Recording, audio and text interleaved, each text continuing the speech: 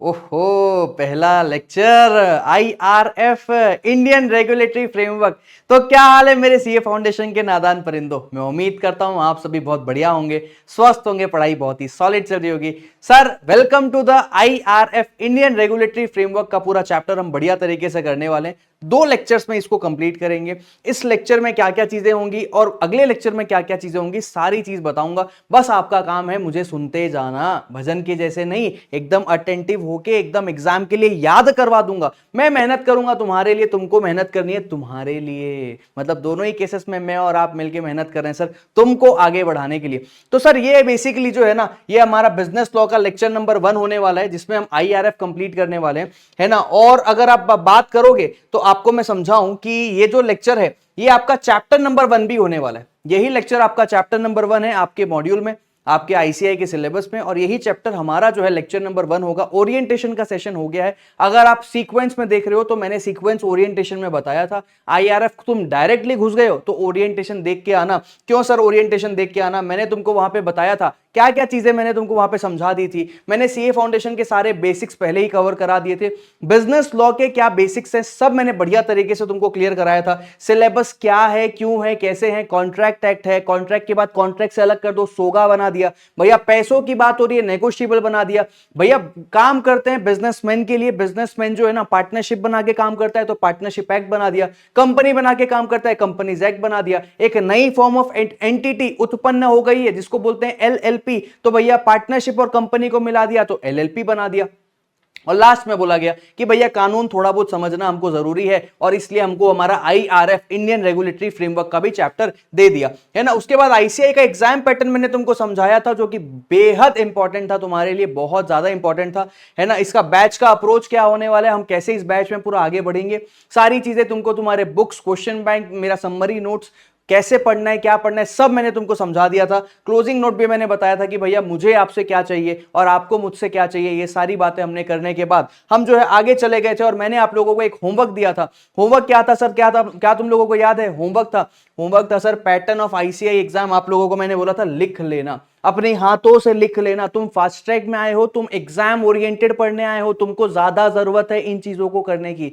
Regular में time होता है, फास्ट ट्रैक में सर हमको जल्दी समझना है, टाइम कम होता है, एग्जाम सामने दिख रहा होता है। तो भैया जो जो कह रहा हूं उसको करते जाना, बस मुझ पे ब्लाइंड आंखों में पट्टी लगा लो और मैं जो कहता हूं वो करो, मैं तुमको तुम्हारी कामयाबी दिलवाऊंगा। अच्छा सर, समझ में आ गया सर? हाँ सर, तो हमारा इंडियन रेगुलेटरी फ्रेमवर्क जो चैप्टर है इसको शुरुआत करते हैं सर, पेश करते हैं। इंडियन रेगुलेटरी फ्रेमवर्क बहुत बेहतरीन चैप्टर है, छोटा चैप्टर है। और इस चैप्टर को सीखने के बाद सर हमको जानने को क्या मिलेगा, एक बार ओवरव्यू दे दो ना कि मैं पहली बार अगर पढ़ रहा हूं तो इस चैप्टर को जानने के बाद में मुझे बेसिकली क्या मिलेगा सीखने को। तो सर आपको ना समझ में आएगा कि लॉ होता क्या है, उसकी हिस्ट्री क्या है, उसके सोर्सेस क्या है। लॉ होता क्या है, वो उसकी हिस्ट्री क्या है, लॉ आया कहां से, और सोर्सेस का मतलब सर अरे आता कहां कहां से है। साथ ही आप सीखोगे टाइप्स ऑफ लॉज क्या है इंडिया में, इंडिया में एनफोर्स कौन कराता है लॉ को लगाने की जिम्मेदारी, है ना, किसकी है, ये आप सीखोगे। आप मेजर रेगुलेटरी बॉडीज के बारे में सीखोगे, जैसे कि सेबी के बारे में, आरबीआई के बारे में, आईबीबीआई के बारे में, आप इनके बारे में बहुत बढ़िया बेसिक नॉलेज लोगे। और सर आपको ना structure of Indian judicial system के बारे में बताया जाएगा। सर जुडिशियल सिस्टम का मतलब होता है लीगल सिस्टम, कि अगर कोई कोर्ट में केस वगैरह हो गए तो उसका पूरा स्ट्रक्चर क्या है, कि वो केस कैसे सुलटेगा, कौन जज होगा, कैसे अपॉइंट होता है, वो सारी चीजों के बारे में हमको सर लॉयर थोड़ी बनना है, ये नहीं पढ़ना है हमको, बस ये जानना है कि हमारा इंडियन जुडिशियल सिस्टम का स्ट्रक्चर क्या कहता है। सर आप चैप्टर का एक बार ओवरव्यू भी दे दो ना कि पूरे चैप्टर में क्या क्या चीजें हैं, ताकि हमारे दिमाग में ठोक ले हम लोग और वो माइंड मैप के जैसा उतर जाए, हमको याद रहे कि इस पूरे चैप्टर में बेसिकली हमको करना क्या क्या है। तो देखो इस पूरे चैप्टर में ना आगे जाने से पहले एक बार और इंपॉर्टेंट चीज ये है कि इस पूरे चैप्टर में आपको एक ही क्वेश्चन आता है सर, सिर्फ एक सवाल आता है। और एक सवाल जो है वो एक सवाल आपको 6 नंबर का मिलता है। कितने मार्क्स का? 6 मार्क्स का सवाल होता है, 6 नंबर का सवाल होता है, 4 का सी होता है। और आईआरएफ को लेके एक मैसेज दूं क्या, एक बढ़िया बात बताऊं क्या, थोड़ा सा चैप्टर को स्टार्ट करने से पहले ही समझा देता हूं ताकि तुम लोगों को जो है ना वो माइंडसेट लेवल पे तुम लोग क्लियर हो जाओ कि आईआरएफ स्टार्ट करने से पहले आप क्या समझाना चाहते हो। सर मैं ये समझाना चाहता हूं कि आईआरएफ में समझा तो दूंगा, तुमको समझ भी आ जाएगा, बहुत ईजी चैप्टर है, बट अल्टीमेटली ना इसको तुमको याद करना है। क्या करना है? इसको तुमको याद करना है। जब तक याद नहीं करोगे तुम्हारी बात बनेगी नहीं। याद करना इतना ज्यादा इंपॉर्टेंट है सर। यहाँ पे सर मुझसे याद नहीं होता तो सीए छोड़ना पड़ सकता है। सर आप ये कैसे कह रहे हो? क्योंकि सीए इंटर में आओगे तो ऑडिट का सब्जेक्ट पाओगे, सीए इंटर में आओगे तुमको लॉ मिलेगा, कॉर्पोरेट एंड अदर लॉ, तुमको मिलेगा स्ट्रैटेजिक मैनेजमेंट, तुमको टैक्स के दुनिया भर के प्रोविजंस मिलेंगे जो अल्टीमेटली तुमको याद करने हैं। तुम याद नहीं करोगे, नहीं बात बनेगी। तुम सीए फाइनल में जाओगे, तुमको ऑडिट हो जाएगा sir, advance auditing, sir law हट जाएगा क्या?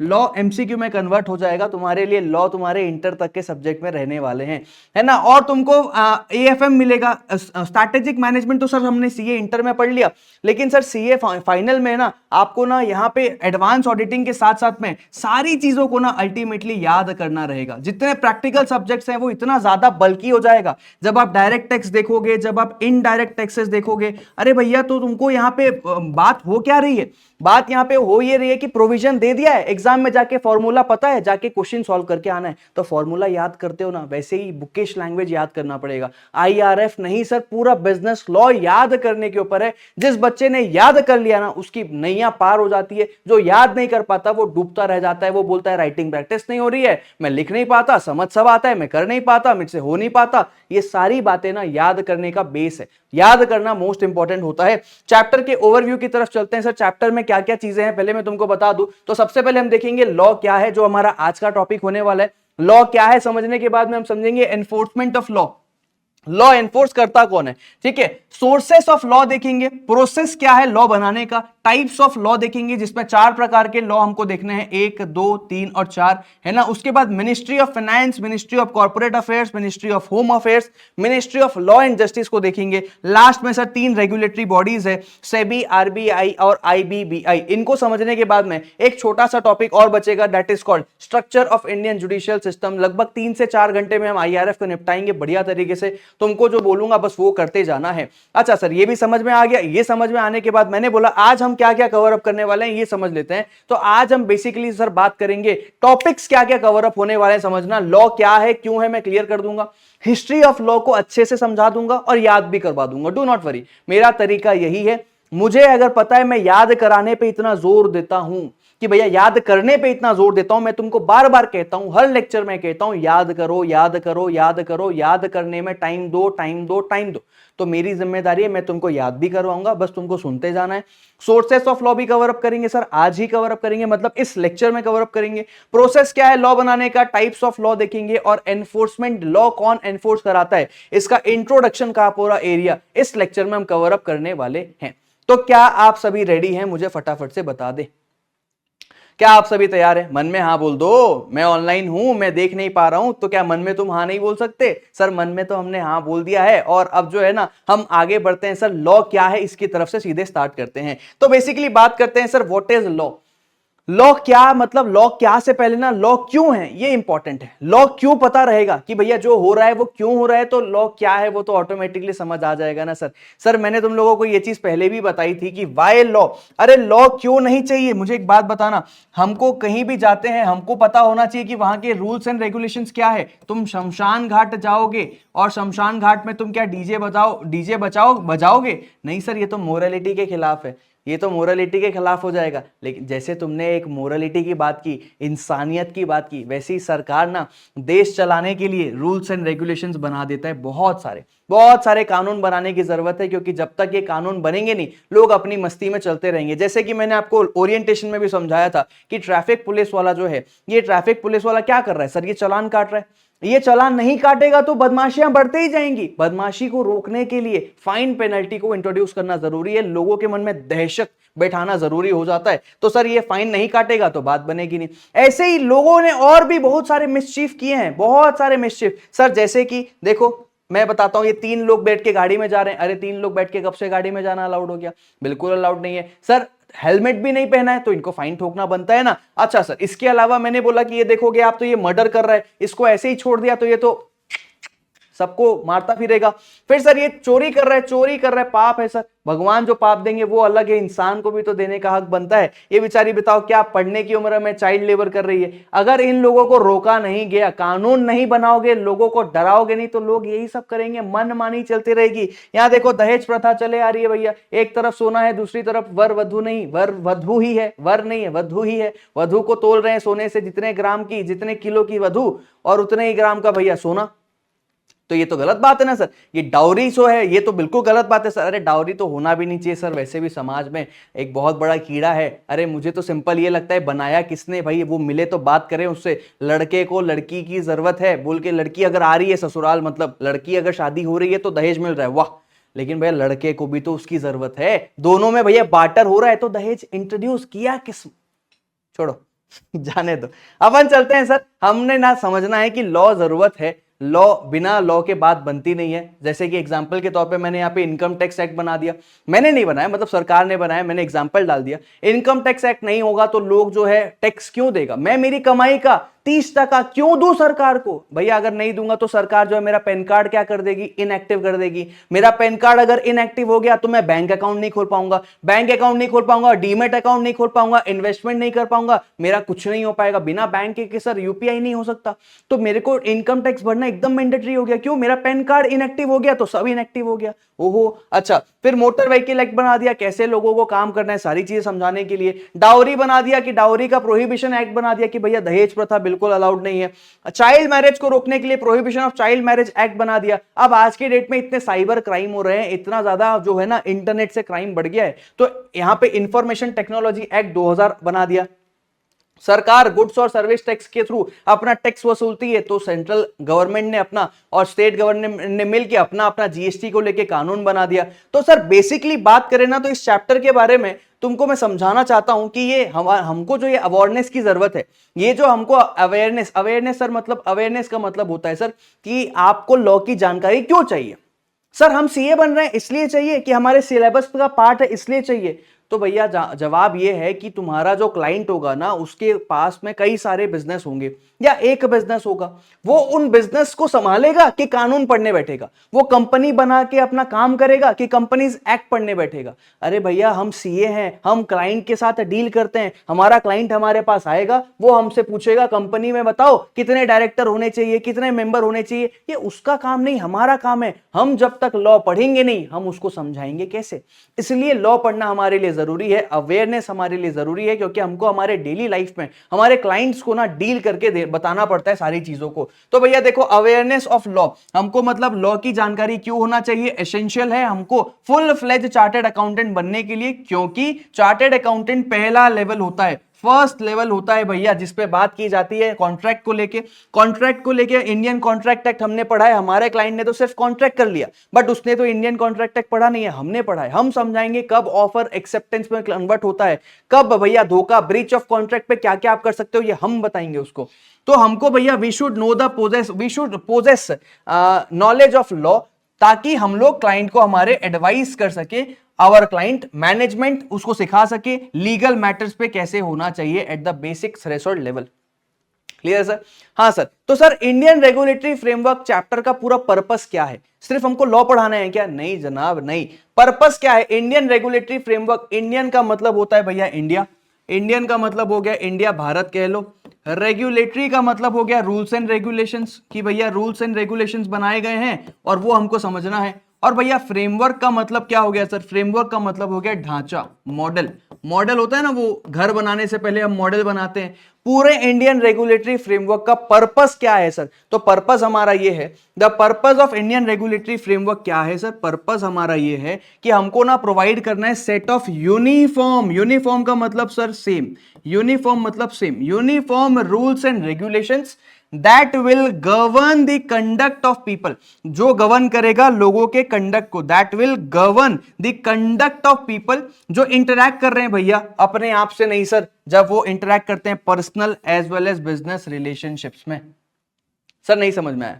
मैंने बोला इंडियन रेगुलेटरी फ्रेमवर्क चैप्टर का जो पर्पस है वो ये पर्पस है कि भैया यहाँ पे ना सरकार ना यूनिफॉर्म रूल्स एंड रेगुलेशंस बना रही है। यूनिफॉर्म मतलब सेम, मेरे लिए भी, आपके लिए भी, अंबानी के लिए भी, अडानी के लिए भी, मोदी जी के लिए भी, सभी के लिए सेम रूल्स एंड रेगुलेशंस बना रही है कि आपको क्या करना है क्या नहीं करना है। कब sir? Personal as well as business relationship जब आप मेंटेन करते हो तो आपका कंडक्ट कैसा होना चाहिए, क्या आपको करना है क्या नहीं करना है, वो सारी चीजों के बारे में बात करने के लिए बेसिकली हमारा ये चैप्टर पूरा आता है।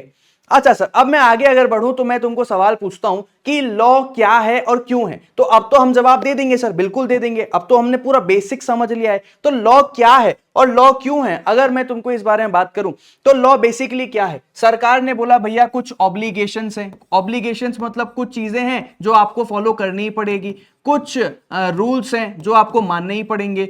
अच्छा सर, ये लाया किसने सर? सरकार ने लाया। क्यों लाया सर? अरे लोगों की तरक्की हो सके, लोगों का वेलफेयर हो सके, लोगों का फायदा हो सके।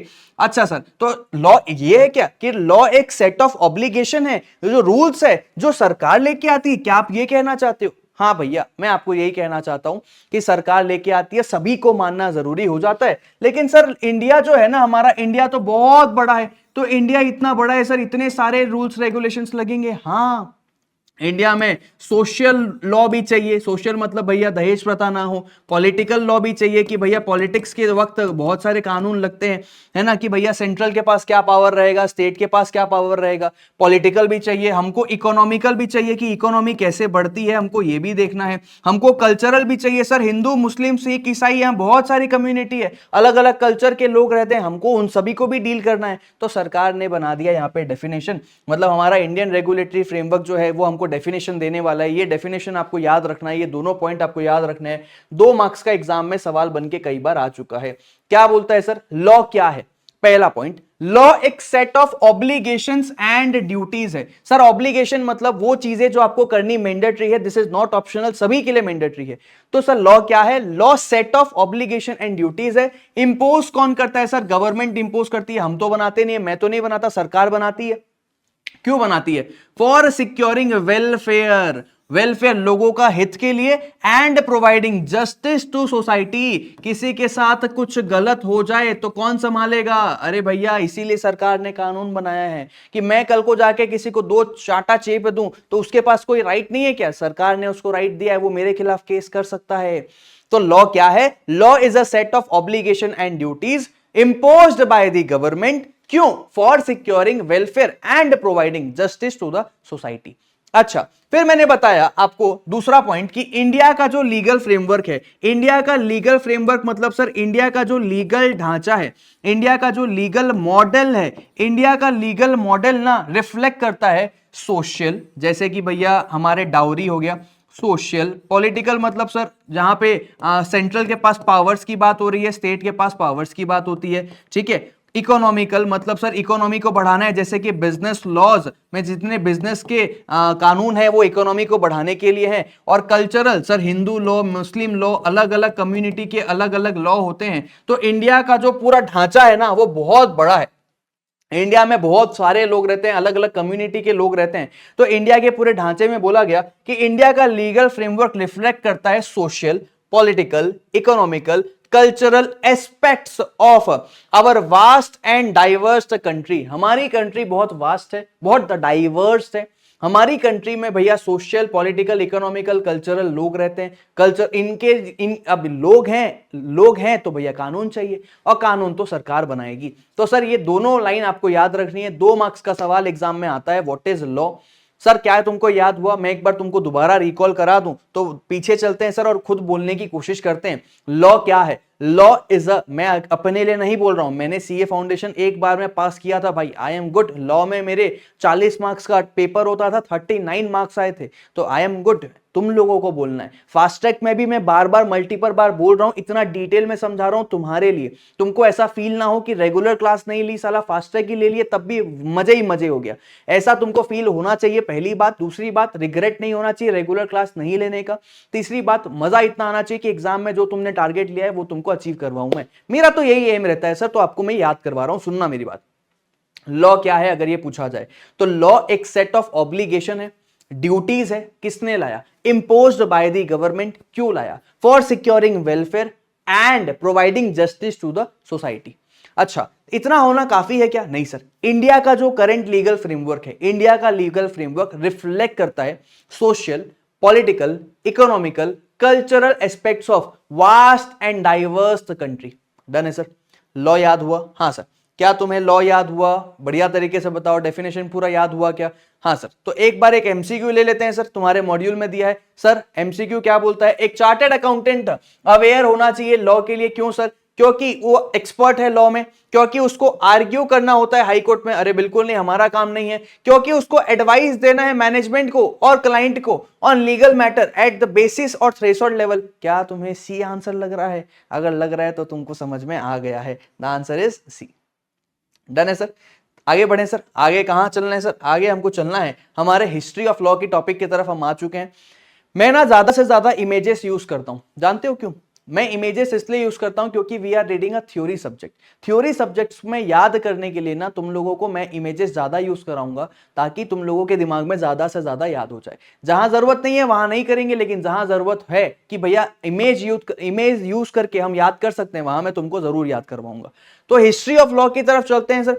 हिस्ट्री की बात करें तो हमारा जो इंसान है ना, वो हंटर गैदर सोसाइटी से आया है। हंटर गैदर सोसाइटी मतलब पहले वो जानवरों को मारता था और भैया उसी को पका के खा जाते थे। हंटर गैदरिंग सोसाइटी से आज की डेट में एग्रीकल्चर की तरफ और इंडस्ट्री की तरफ शिफ्ट हो गया है।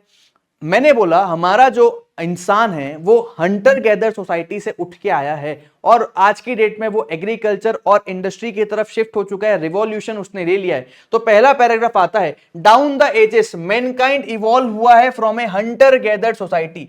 इंसान कहां से आए हैं? हंटर गैदर सोसाइटी से आए हैं। अच्छा sir, through agriculture and industry के revolution to a complex social framework. आज की डेट में हमारा कॉम्प्लेक्स सोशल फ्रेमवर्क बन गया है। हम हंटर गैदर सोसाइटी से एग्रीकल्चर और इंडस्ट्रियल रेवोल्यूशन की तरफ आगे बढ़ चुके हैं।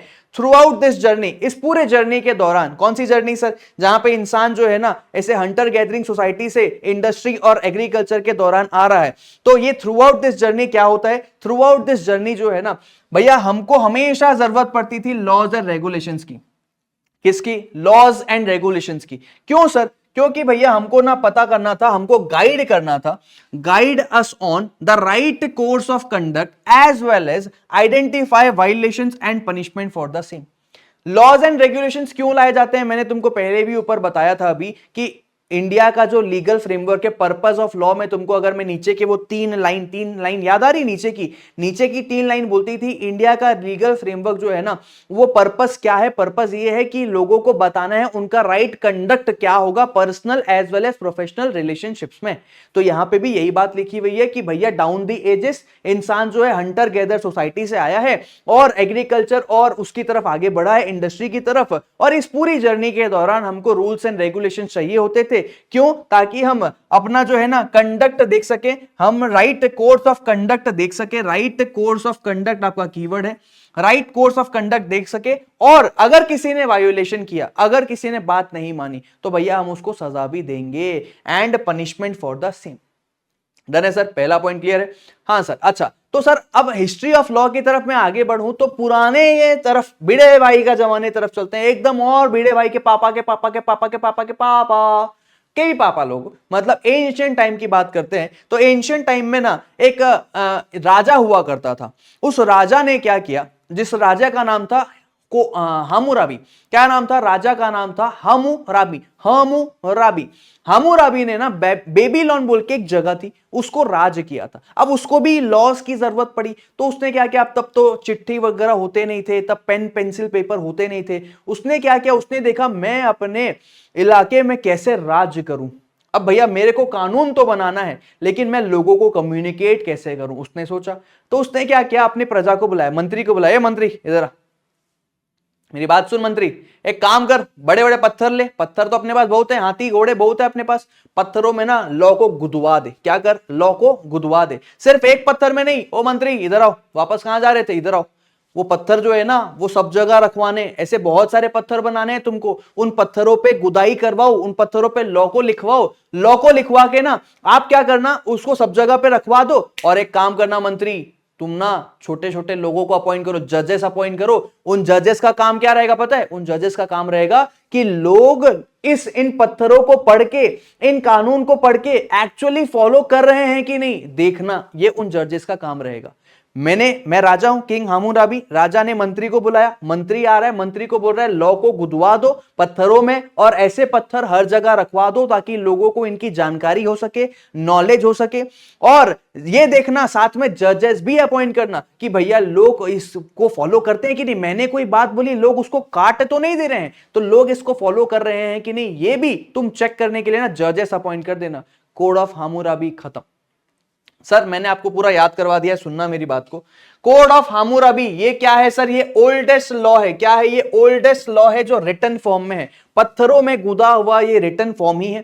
तो पत्थरों में जो गुदाया गया वो कोड ऑफ हामुराबी, ये ओल्डेस्ट लॉ है। ये एग्जाम का सवाल बन सकता है।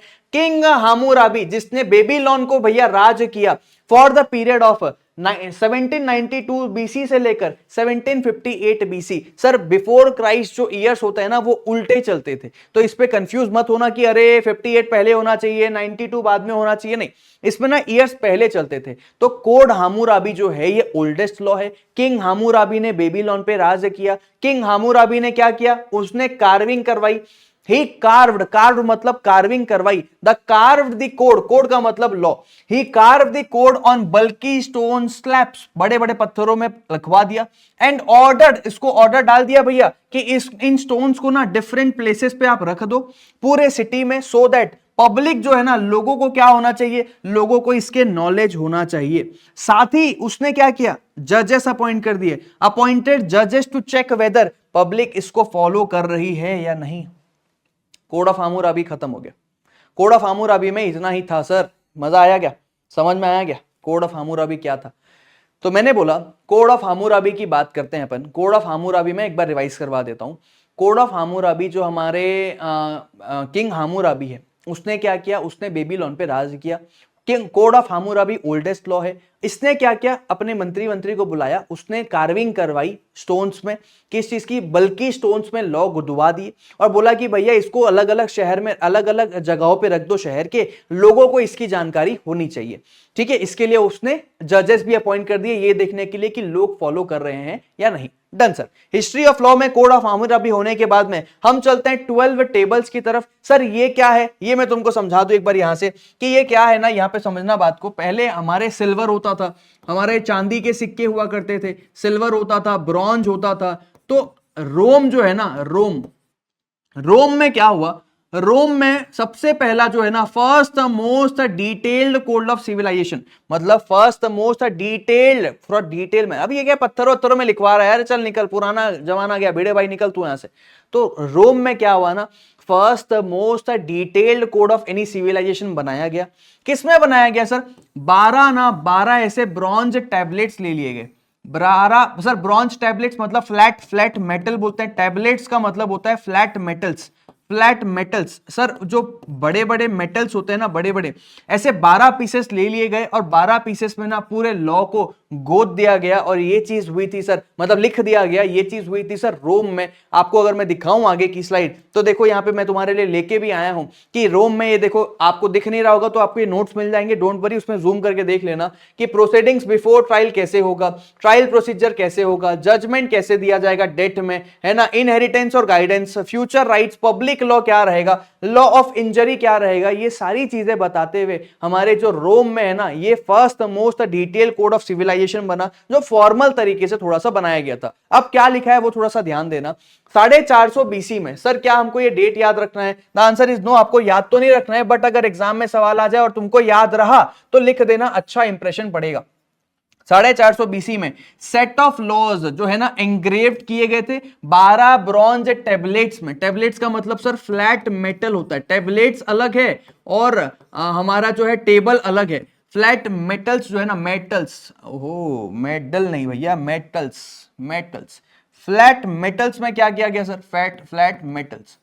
इसमें क्या हुआ भाई? इसमें ना लॉ लिख दिया गया which is considered as the first most detailed code of any civilization. Sir civilization मतलब मैं और आप भैया, आम जनता की बात हो रही है ना, जिसको बोला गया 12 टेबल्स। क्या नाम रखा गया इसका? 12 टेबल्स। पर्पस क्या था इसका? इसका पर्पस था सर कि ये टेबल जो है ये लोगों के राइट्स को प्रोटेक्ट करता था, और अगर किसी के साथ गलत हो जाए तो उसको रेमेडी देते थे। कि रेमेडी मतलब चैमेडी नहीं भैया, रेमेडी मतलब होता है कि भैया उस बेचारे जिसके साथ गलत हुआ है ना, उसको अपन थोड़ी बहुत सांत्वना नहीं, थोड़ा बहुत उसको इलाज देते थे, सॉल्यूशन देते थे, प्रॉब्लम का सॉल्यूशन देते थे, सजा दिलाते थे। ठीक है, all the citizens of Rome, जो भी रोम के सिटीजन्स थे, उनको इस 12 टेबल्स की जानकारी होना जरूरी था। नॉलेज ऑफ द टेबल्स की जानकारी होना उनको बहुत जरूरी था। एक बात बताऊं क्या, पूरे हिस्ट्री ऑफ लॉ को हमने कंप्लीट कर लिया है, जहां पे सबसे पहले हमने डाउन द एजेस वाली स्लाइड याद कर लो, फिर कोड ऑफ हामुराबी याद कर लो, फिर अगला स्लाइड हमारा था कौन सा सर, अगला स्लाइड हमारा ये रोम वाला था। लेकिन सर एग्जाम में क्या ये सवाल आया है? The answer is no sir. आज तक ये सवाल एग्जाम में आया नहीं है, तो हमको कोई सजेस्टेड आंसर इंस्टीट्यूट देने नहीं वाला, बट स्टिल मैं तुमको, अब देखो फास्ट ट्रैक है, हर चीज लिखवाऊंगा ना तो ये बहुत लंबा हो जाएगा। मैं ऑलरेडी तुमको डिटेल में समझाने की कोशिश कर रहा हूं, मैं तुमको क्लास के दौरान याद कराने की पूरी कोशिश करूंगा। मेरे दो ये प्राइमरी मकसद रहेंगे। राइटिंग तो मेरे यूट्यूब पे सेशंस आते हैं, वहां से भी सीख लेंगे। क्लास में लिखने पे बैठे ना तो बहुत टाइम लग जाएगा, लेकिन कुछ इंपॉर्टेंट चीजें जरूर लिखेंगे। थोड़ी वो चीजें जो याद करने की है वो मैं, जहाँ चार्ट बनाने की है वो मैं जरूर बनाऊंगा, तुमको अपनी कॉपी में भी वो चीज जरूर बनानी है।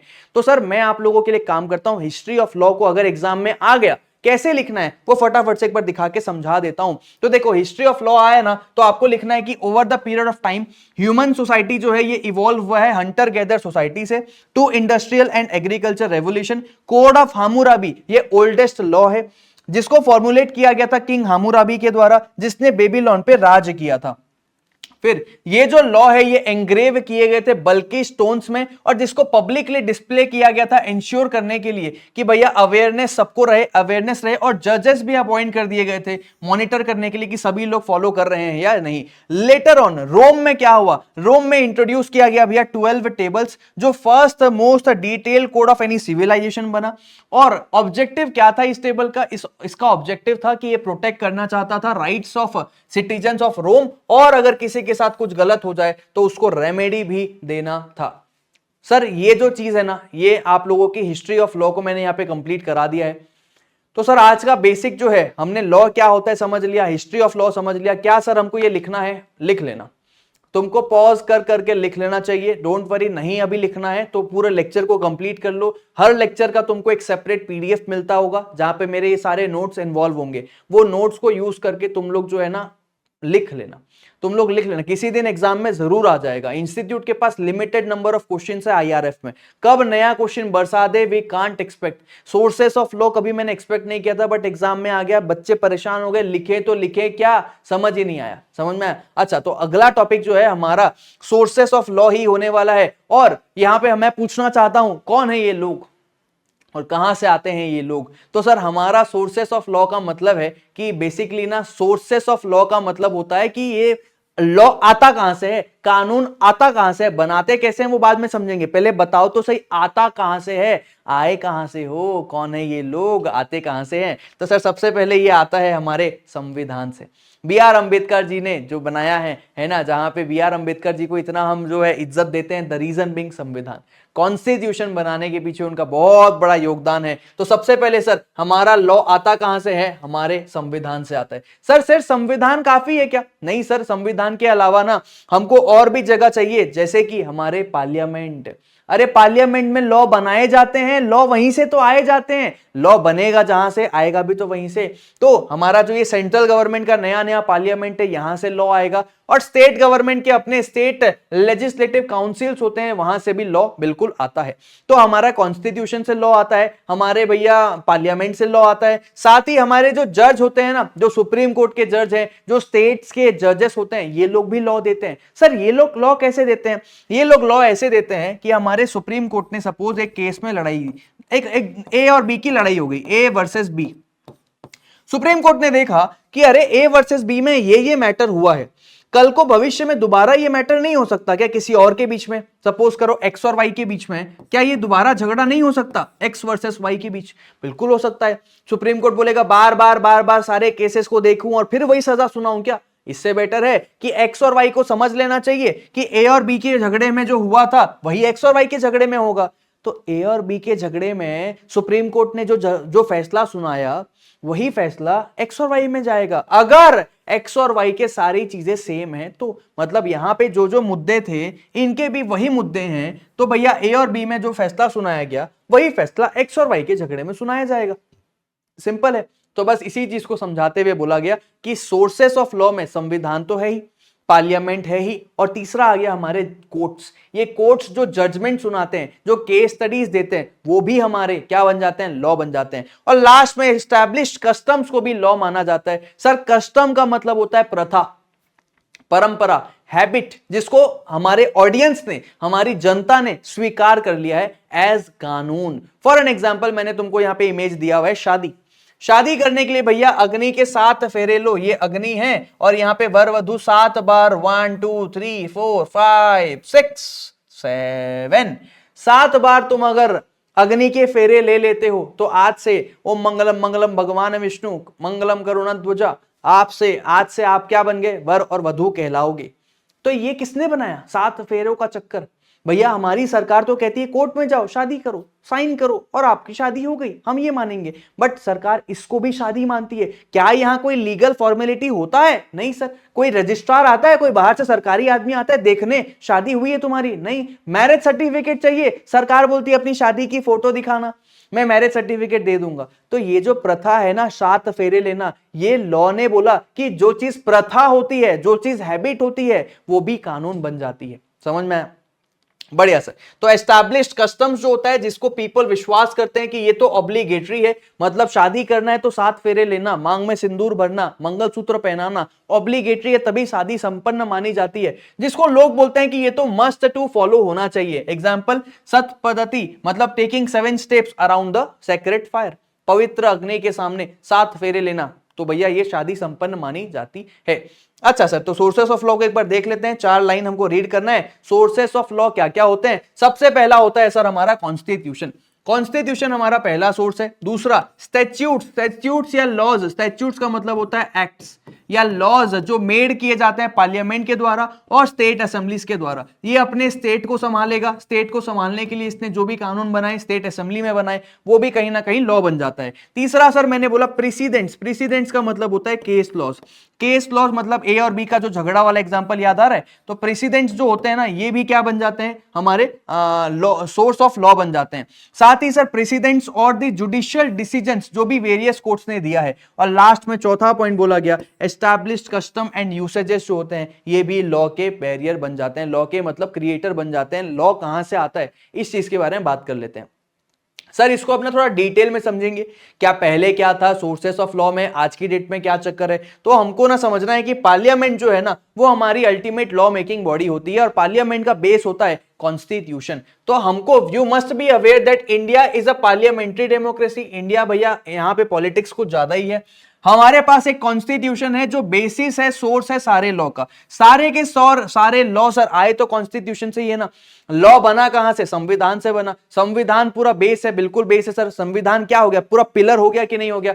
सर संविधान तो पिलर हो गया, लेकिन आज की डेट में हम जो बोलते हैं laws are made by the people for the people, अरे है तो इंसान ही। संविधान तो हो गया बेस है, लेकिन इंसान ही तो सर हम क्या करते हैं, लोगों को रिप्रेजेंट करते हैं। हम मतलब लोगों को अपॉइंट करते हैं। कैसे? इलेक्शन होता है ना, हम जाके वोट डालते हैं, हमारा चुना हुआ आदमी जाके पार्लियामेंट में बैठता है और पार्लियामेंट में वो कानून बनाता है। क्या मैंने सही बोला? हाँ सर। तो अगला आपको समझाता हूं मैं कि वी इलेक्ट, हम इलेक्ट करते हैं हमारे रिप्रेजेंटेटिव्स को जो पार्लियामेंट में जाते हैं और लेजिस्लेटिव असेंबलीज में जाते हैं वेरियस स्टेट्स के। ये स्टेट लेजिस्लेटिव असेंबली हो गया सर, ये हमारा पार्लियामेंट हो गया जहां सेंट्रल गवर्नमेंट में बैठे हैं ये दोनों, है ना। तो ये दोनों के दोनों जो है ना, ये दोनों महारथियां, इनको हम ही ने चूज किया है। हम ही ने चूज किया। एक एक इंसान ने, विधायक, सांसद, हिंदी शब्द बोलूं तो भैया विधायक और सांसद लोग मिलके कानून बनाते हैं। कोई राज्य में बनाता है, कोई पूरे देश के लिए बनाता है। ऐसे करके कानून बनते हैं बेसिकली। अच्छा, इसके बाद बात करें सर, तो हमारा जो ये सुप्रीम कोर्ट है, ये जो हमारा पार्लियामेंट है, ये जो रिप्रेजेंटेटिव्स है ना, ये रिप्रेजेंटेटिव्स ऑफ द पीपल है। ये कानून बनाते हैं, मेक लॉज पार्लियामेंट में या फिर उनके स्टेट असेंबलीज में, पार्लियामेंट में बनाते हैं। स्टेट असेंबलीज में और पार्लियामेंट में कैसे सर? अरे सेंट्रल गवर्नमेंट में एमपीज बैठते हैं, मेंबर ऑफ पार्लियामेंट्स बैठते हैं। सिविक्स नहीं पढ़ा क्या 11th 12th में? सेंट्रल गवर्नमेंट में मतलब दिल्ली में जो पार्लियामेंट है, वहां पे हमारे एमपीज, मेंबर ऑफ पार्लियामेंट्स बैठते हैं। कोई चीज पे भसड़ होनी है, बहस होनी है, उस पे कानून बनना है, तो सारे के सारे अपना वोट देते हैं, मेजॉरिटी हाँ बोलेंगे तो पास हो जाता है, कानून बन गया। स्टेट्स के अंदर भैया छत्तीसगढ़ का अलग, महाराष्ट्र का अलग, भैया हमारा हरियाणा का अलग, इनके अपने अपने स्टेट असेंबलीज होते हैं जहां पे ये लोग बैठते हैं। कौन बैठता है? एमएलएज। अब एमएलएज आके बैठते हैं और ये लोग भी वहां स्टेट की प्रॉब्लम्स को लेकर डिस्कशन करते हैं। फिर कानून क्या बनाना है, क्या नहीं बनाना है, उस पर चर्चा होती है। वोटिंग अगर सबकी हाई रही तो भैया कानून पास हो जाता है। समझ में आया? तो हम क्या करते हैं, रिप्रेजेंटेटिव्स को चूज करते हैं जो कानून बनाते हैं पार्लियामेंट में या उनके स्टेट असेंबलीज में। तो पार्लियामेंट क्या बन गई sir, ultimate law making body बन गई, क्योंकि सर हमारा स्टेट असेंबली भी तो पार्लियामेंट है और सेंट्रल में भी जो है वो भी पार्लियामेंट है। तो पार्लियामेंट हमारी क्या बन गई, अल्टीमेट लॉ मेकिंग बॉडी बन जाती है। अच्छा, जो लॉ पास किया जाता है पार्लियामेंट के द्वारा, ये अप्लाई करेगा ऑल और ए portion of India. Sir all और पोर्शन ऑफ इंडिया कब अप्लाई करेगा, अगर सेंट्रल गवर्नमेंट ने कोई कानून बनाया है तो वो पूरे इंडिया के लिए बनाएगा या इंडिया के पोर्शन के लिए बनाएगा। वेयरएज जो लॉ पास किया गया है स्टेट लेजिस्लेशंस के द्वारा, जो स्टेट असेंबलीज में बनाया गया है, वो स्टेट के बॉर्डर तक ही सीमित हो जाता है, स्टेट कंसर्न तक का। सर स्टेट के बॉर्डर तक का सीमित का मतलब, अरे कॉमन सेंस लगाओ भाई। छत्तीसगढ़ का अगर कोई पार्लियामेंट कानून बनाएगा तो वो एमपी पे लागू नहीं होगा, छत्तीसगढ़ का कानून मुंबई पे लागू थोड़ी होगा, महाराष्ट्र पे लागू थोड़ी होगा। तो ये स्टेट्स के बॉर्डर तक के लिए ही लिमिटेड रहता है। लेकिन जो हमारा पार्लियामेंट बनाता है, मतलब सेंट्रल वाला, वो पूरे इंडिया में या पोर्शन ऑफ इंडिया के लिए एप्लीकेबल हो जाता है। क्या तुमको बात समझ में आई? हाँ सर, तो हमको ये कैसे समझ में आया सर, यहाँ पे मैं एक बार और ड्रॉ कर देता हूं। यहाँ पे देखो, सेंट्रल गवर्नमेंट में अगर बनाया गया है तो पूरे इंडिया पे एप्लीकेबल होगा या फिर पोर्शन ऑफ इंडिया पे एप्लीकेबल होता है। बट सर अगर यही चीज स्टेट गवर्नमेंट ने बनाई है तो बिल्कुल ध्यान रखना कि ये उनके बॉर्डर तक के लिए ही सीमित होता है। ठीक है, उनके बॉर्डर से आगे उनका कानून नहीं जाता है। ठीक है, अच्छा पुरानी बात करते हैं थोड़ी सी, मतलब पुरानी बात मतलब सर पुराने पहले जमाने की बात करते हैं, थोड़ा सा इंडिपेंडेंस के पहले की बात करें तो 1935 में क्या हुआ था। 1935 में ना हमारा जो गवर्नमेंट ऑफ इंडिया है ना, वो एक्ट बनाया गया था, government of India act 1935। Sir हमारी इंडिया तो आजाद नहीं हुई थी, तो बनाया किसने, सुनना बात को भैया, ये जो एक्ट है ये बनाया गया था pass by parliament of United Kingdom, मतलब लंदन, है ना। ये प्रीकर्सर था, मतलब before the constitution of India. हमारे संविधान को बनाने से पहले ब्रिटिशर्स हम पे राज करते थे। राइट सर, आए थे भैया ब्रिटिश से, लंदन से आए थे, तो इंडिया के लिए उन्होंने एक एक्ट बनाया, the government of India act 1935। और ये एक्ट उन्होंने पार्लियामेंट के थ्रू बनाया था जो यूनाइटेड किंगडम का था। तो सर इंडिया की आजादी मतलब कॉन्स्टिट्यूशन ऑफ इंडिया से पहले इंडिया के पास एक एक्ट था जो कि था गवर्नमेंट ऑफ इंडिया एक्ट 1935। अच्छा, तो इसने क्या किया, उन्होंने क्या बोला ना पता है, उन्होंने बोला कि it defined the characteristics of government from unitary to federal. Sir unitary to federal मतलब उन्होंने बोला कि पावर किसी एक के पास नहीं रखेंगे, पावर दो को डिस्ट्रीब्यूट कर देंगे। यूनिटरी मतलब सिंगल, एक अकेले आदमी के पास पूरी पावर है सारा काम करने की, भैया कानून बनाने की। और फेडरल का मतलब होता है डबल, दो लोगों के पास पावर है, ताकि जो है ना डबल लोगों के पास पावर है, ताकि आप लोग जो है ना सेंट्रल और स्टेट में ये पावर्स को डिस्ट्रीब्यूट कर दिया गया सेंटर और स्टेट के बीच में। क्यों? ताकि इन लोगों के झगड़े ना हो, इन लोगों के झगड़े ना हो, इसलिए भैया डिस्ट्रीब्यूट कर दिया गया। सर कैसे डिस्ट्रीब्यूट हुआ समझाओगे क्या? एक बार मैं तुमको शॉर्ट में समझा देता हूं। 3 लिस्ट बनाई गई, लिस्ट 1, लिस्ट 2 और लिस्ट 3।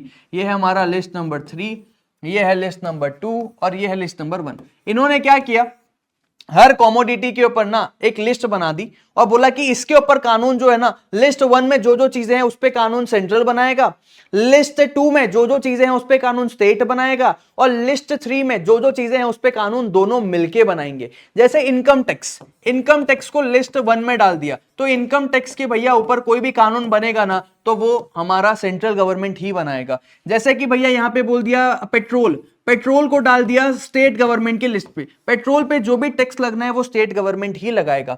और जीएसटी को डाल दिया तीनों पे कि सीजीएसटी भी और एसजीएसटी भी लगेगा, मतलब दोनों मिलके जीएसटी पे कानून बनाएंगे। सर तीनों को बता देते हैं यहाँ पे। तो ऐसे करके ना पावर को डिस्ट्रीब्यूट कर दिया गया। फेडरल गवर्नमेंट ने क्या मतलब यहाँ पे बेसिकली हुआ ये, गवर्नमेंट ऑफ इंडिया में हमारी जो सरकार थी ना उसको यूनिटरी से फेडरल में कन्वर्ट कर दिया गया था। आज की डेट पे क्या है, फेडरल है। क्यों किया गया? पावर को डिवाइड करने के लिए किया, डिस्प्यूट्स को अवॉइड करने के लिए किया। अच्छा सर समझ में आ गया। फिर मैंने बोला 1937 की बात करते हैं। 1935 तो हो गया, 1937 में ना फेडरल कोर्ट को एस्टैब्लिश किया गया। अरे हमारी सरकार बनी, गवर्नमेंट ऑफ इंडिया एक्ट बना, 1935। तो हमारी सरकार बनने के बाद हमको एक कोर्ट भी तो चाहिए, हमको एक ऐसा वो भी तो चाहिए जो है ना क्या करेगा, कोई झगड़े वगड़े हो गए तो टॉप डिसीजन देगा, जिसके बाद किसी के पास कोई पावर बचेगा ही नहीं। तो 1937 में फेडरल कोर्ट को एस्टैब्लिश किया गया, जिसके पास जुरिस्डिक्शन था, जुरिस्डिक्शन मतलब एरिया, उनके पास एरिया था, appellate jurisdiction, original jurisdiction, advisory jurisdiction. Sir appellate का मतलब होता है कि आप सबसे ऊपर बैठे हो, आप अपने नीचे वाले कोर्ट्स को ना आप अपने डिसीजंस थोप सकते हो। मतलब सर अपीलिएट जुरिस्डिक्शन का मतलब होता है power of a higher court, एक ऊपर वाला जो कोर्ट है ना वो नीचे वाले कोर्ट के डिसीजन से अपील ले सकता है to decide an appeal against that lower decision, lower court का डिसीजन। मतलब अगर हाई कोर्ट ने कोई फैसला सुनाया है तो सुप्रीम कोर्ट के पास पावर है कि हाई कोर्ट के फैसले को वो बदल सकती है। इस पावर को बोलते हैं अपीलिएट जुरिस्डिक्शन। तो जो फेडरल कोर्ट था, फेडरल कोर्ट के पास पावर है अपीलेट जुरिस्डिक्शन का। ओरिजिनल का मतलब हो गया भैया अगर कोई इंसान हाई कोर्ट में नहीं जाके डायरेक्ट सुप्रीम कोर्ट में जाना चाहता है जा सकता है, ओरिजिनल जुरिस्डिक्शन। और तीसरा हो गया एडवाइजरी, कि भैया उसका खुद का एक एडवाइजरी सेक्शन है जो सरकार को एडवाइस देने का काम करता है। तो फेडरल गवर्नमेंट जो थी, फेडरल कोर्ट जो था, उसके पास अपीलेट, ओरिजिनल और एडवाइजरी जुरिस्डिक्शन तीनों अवेलेबल हुआ करते थे। फिर मैंने बोला आगे आगे आप आओगे तो आपको समझ में आएगा जो पावर्स थे ना, पावर ऑफ अपीलिएट जुरिस्डिक्शन जो था मतलब लोअर कोर्ट के अपील लेने का, पावर ऑफ अपीलिएट जुरिस्डिक्शन जो था ये एक्सटेंड करता था सिविल और क्रिमिनल केसेस पे। मतलब नीचे के कोर्ट ने चाहे सिविल केस पे कोई फैसला सुनाया हो चाहे क्रिमिनल पे सुनाया हो, दोनों ही फैसलों पे एक बड़ा फैसला ऊपर वाला कोर्ट जो फेडरल कोर्ट है वो सुना सकता था। एंड जो एडवाइजरी जुरिस्डिक्शन था उसका काम था भैया गवर्नर जनरल को एडवाइस देना। अरे पुराने जमाने की बात है, in the matter of public opinion, public opinion मतलब जिन जिन चीजों पे हमारी पब्लिक इंटरेस्टेड है उन उन चीजों पे एडवाइस देने का काम ओरिजिनल हमारी एडवाइजरी जुरिस्डिक्शन का होता था। यहां ध्यान ये रखना है आप लोगों को कि भैया गवर्नर जनरल लिखा है क्योंकि ब्रिटिशर्स के टाइम की बात हो रही है, वहां उस समय प्रेसिडेंट वगैरह नहीं, गवर्नर जनरल बोला जाएगा। अच्छा सर समझ में आ गया। मैंने यहां पे आप लोगों के लिए नोट डाल दिया सिविल केस का मतलब क्या होता है कि प्रॉपर्टी से लेकर झगड़ा है, कॉन्ट्रैक्ट से लेकर है, फैमिली से लेकर है, पैसों के क्लेम को लेकर है। क्रिमिनल का मतलब ऑफेंस कर दिया, क्राइम कर दिया, पनिशमेंट है। एडवाइजरी जुरिस्डिक्शन मतलब पावर ऑफ अ कोर्ट कि वो एग्जीक्यूटिव अथॉरिटी लेके वो लोगों को एडवाइस करे, जो भैया कानून पास करते हैं उनको एडवाइस करना है ना। पब्लिक ओपिनियन मतलब जहां पे पब्लिक का इंपॉर्टेंस ज्यादा शामिल है। सर ये आपने क्यों दे दिया है? ताकि आप लोगों को जब मेरे नोट्स मिले तो मेरा एम ये रहता है कि भैया मेरे नोट्स अगर बच्चों के पास जा रहे हैं, क्लास नोट्स, बच्चों को किसी भी चीज पे डाउट ना आए, दोबारा लेक्चर खोल के देखना ना पड़े। दोबारा लेक्चर खोल के देखना पड़ रहा है तो पहली बार का पढ़ना क्या फायदा। अगर बच्चे ने नोट्स देख लिया उसको एक एक चीज का मीनिंग उस नोट्स पे मिल जाना चाहिए, कोई डाउट नहीं आना चाहिए। इसलिए मैं सारी चीजों को ज्यादा से ज्यादा लिखने की कोशिश करता हूं। अच्छा सर फेडरल कोर्ट की तरफ हम आगे बढ़ रहे थे। फेडरल कोर्ट आया 1937 में, ब्रिटिशर्स ने लेके आया। फेडरल कोर्ट को बाद में रिप्लेस कर दिया गया हमारे सुप्रीम कोर्ट ऑफ इंडिया के द्वारा। सर बेसिकली वहां पे हुआ क्या, फेडरल कोर्ट ने ऑपरेट किया 12 सालों तक और 151 केसेस फेडरल कोर्ट ने देखा। फेडरल कोर्ट को बाद में सप्लेंडेड कर दिया, मतलब रिप्लेस कर दिया गया इंडिया के करंट का मतलब होता है सर एपेक्स का मतलब होता है टॉप, इंडिया के करंट टॉप कोर्ट के द्वारा जिसका नाम है supreme court of India. Done sir, मतलब सुप्रीम कोर्ट से ऊपर अब कोई कोर्ट है नहीं इंडिया में, ये उसी समय तय हो गया था। अच्छा उसके बाद आगे बढ़ेंगे सर तो हमको समझ में आएगा कि सुप्रीम कोर्ट ऑफ इंडिया के पास अब आज की डेट में कौन से पावर है, वो सारे पावर है, appellate power, original jurisdiction, advisory jurisdiction, ये सब भी हमारे सुप्रीम कोर्ट के पास आज की डेट में अवेलेबल होते हैं। तो देखो कॉन्स्टिट्यूशन ऑफ इंडिया जो है ना 1950 की बात कर रहे हैं। अब हम सर 1935 से पहले हमने 1935 के बारे में बात किया, फिर हमने 1937 के बारे में बात किया, अब हम 1950 के बारे में बात कर रहे हैं कि 1950 में क्या हुआ। तो कॉन्स्टिट्यूशन ऑफ इंडिया 1950 जो है, कॉन्स्टिट्यूशन का एक्ट कौन सा ईयर है भैया, 1950 इसका ईयर है।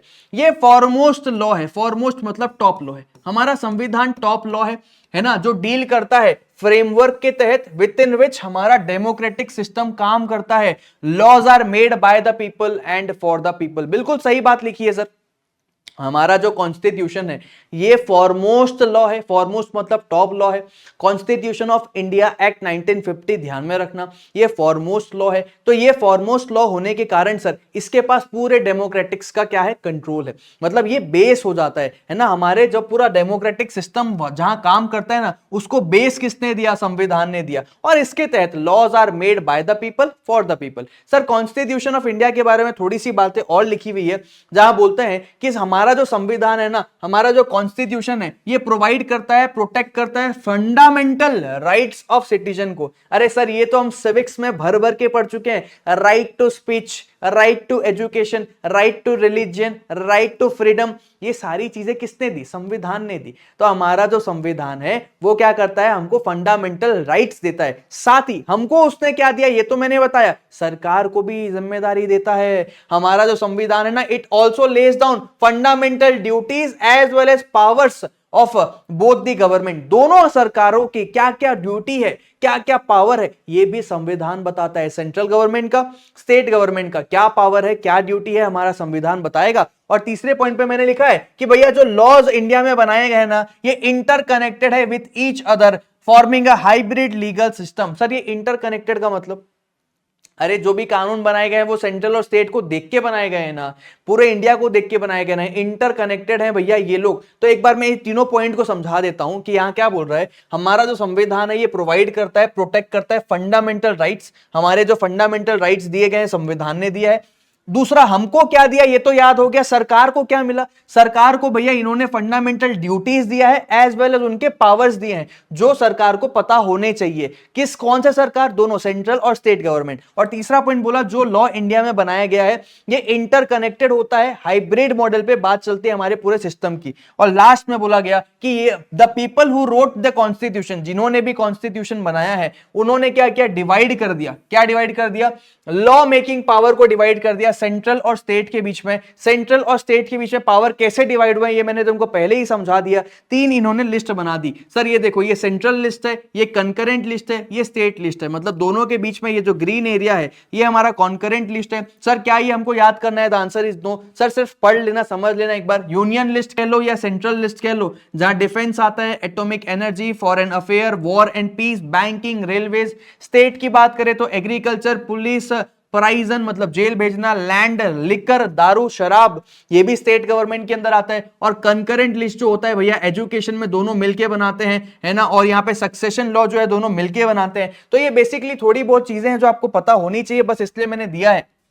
हमको ध्यान रखना है कि इंडिया में कॉन्स्टिट्यूशन जो है वो तीन लिस्ट से चलता है। पहला सेंट्रल लिस्ट जिसको यूनियन लिस्ट भी बोलते हैं, दूसरा स्टेट लिस्ट, और तीसरा हो गया जॉइंट लिस्ट कह लो या कंकरेंट लिस्ट कह लो। डिपेंडिंग ऑन द लिस्ट, जो भी आइटम है वो कौन से लिस्ट के अंदर आता है उसके तहत पता चलेगा कि भैया एक मैटर जो है उस पर बात करेगा कौन, उस पर कानून बनाएगा कौन, सेंट्रल बनाएगा या स्टेट बनाएगा, ये उसके लिस्ट के ऊपर डिपेंड करता है। समझ में आया सर।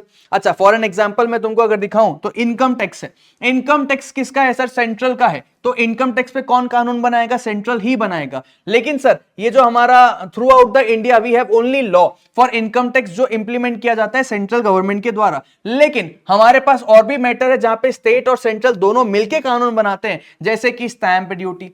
स्टैंप ड्यूटी एक ऐसा एग्जांपल है जिसमें स्टेट गवर्नमेंट भी इन्वॉल्व होता है, सेंट्रल गवर्नमेंट भी इन्वॉल्व होता है, और इस तरीके से दोनों मिलकर वो लोग कानून बनाते हैं। अच्छा सर, तो हम एक एमसीक्यू ले लेते हैं हमारे आईसीआई का, और एमसीक्यू कहता है, बताओ जवाब देना, विच of the following is not a main source of law in India.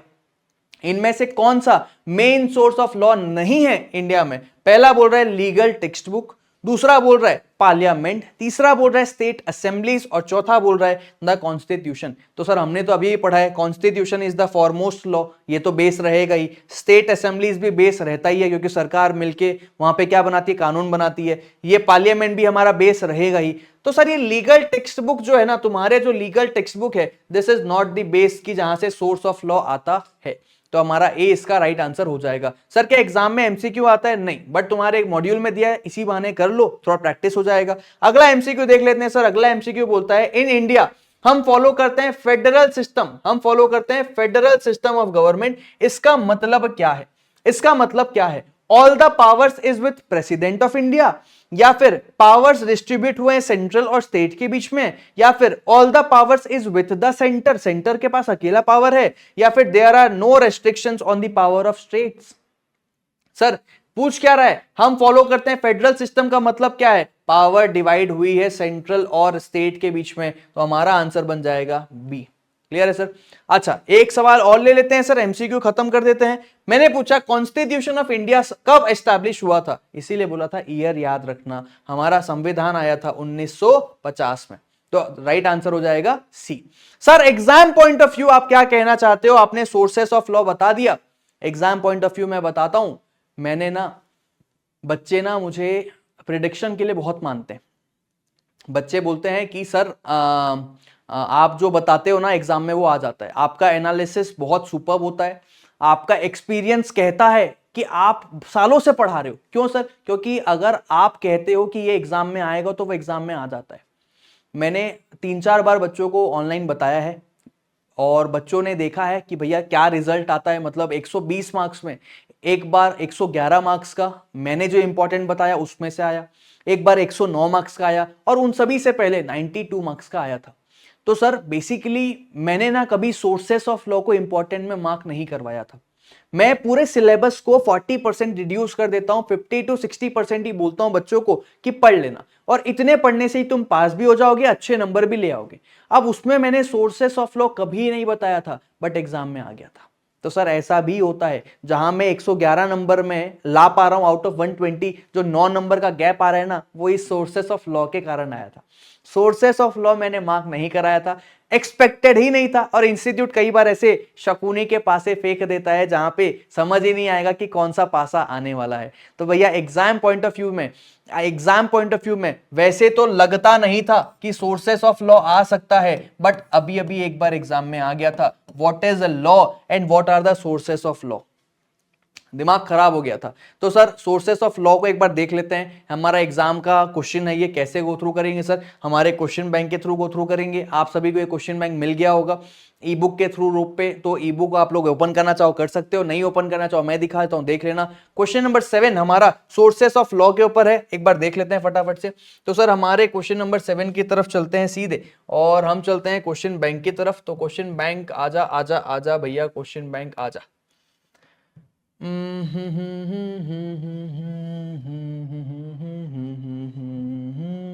देखो ये आईआरएफ का क्वेश्चन बैंक तुम लोगों को मिला होगा, है ना, और यहाँ पे बेसिकली हम लोग बात करेंगे किस चीज के ऊपर, हमारे सोर्सेस ऑफ लॉ के ऊपर, राइट सर।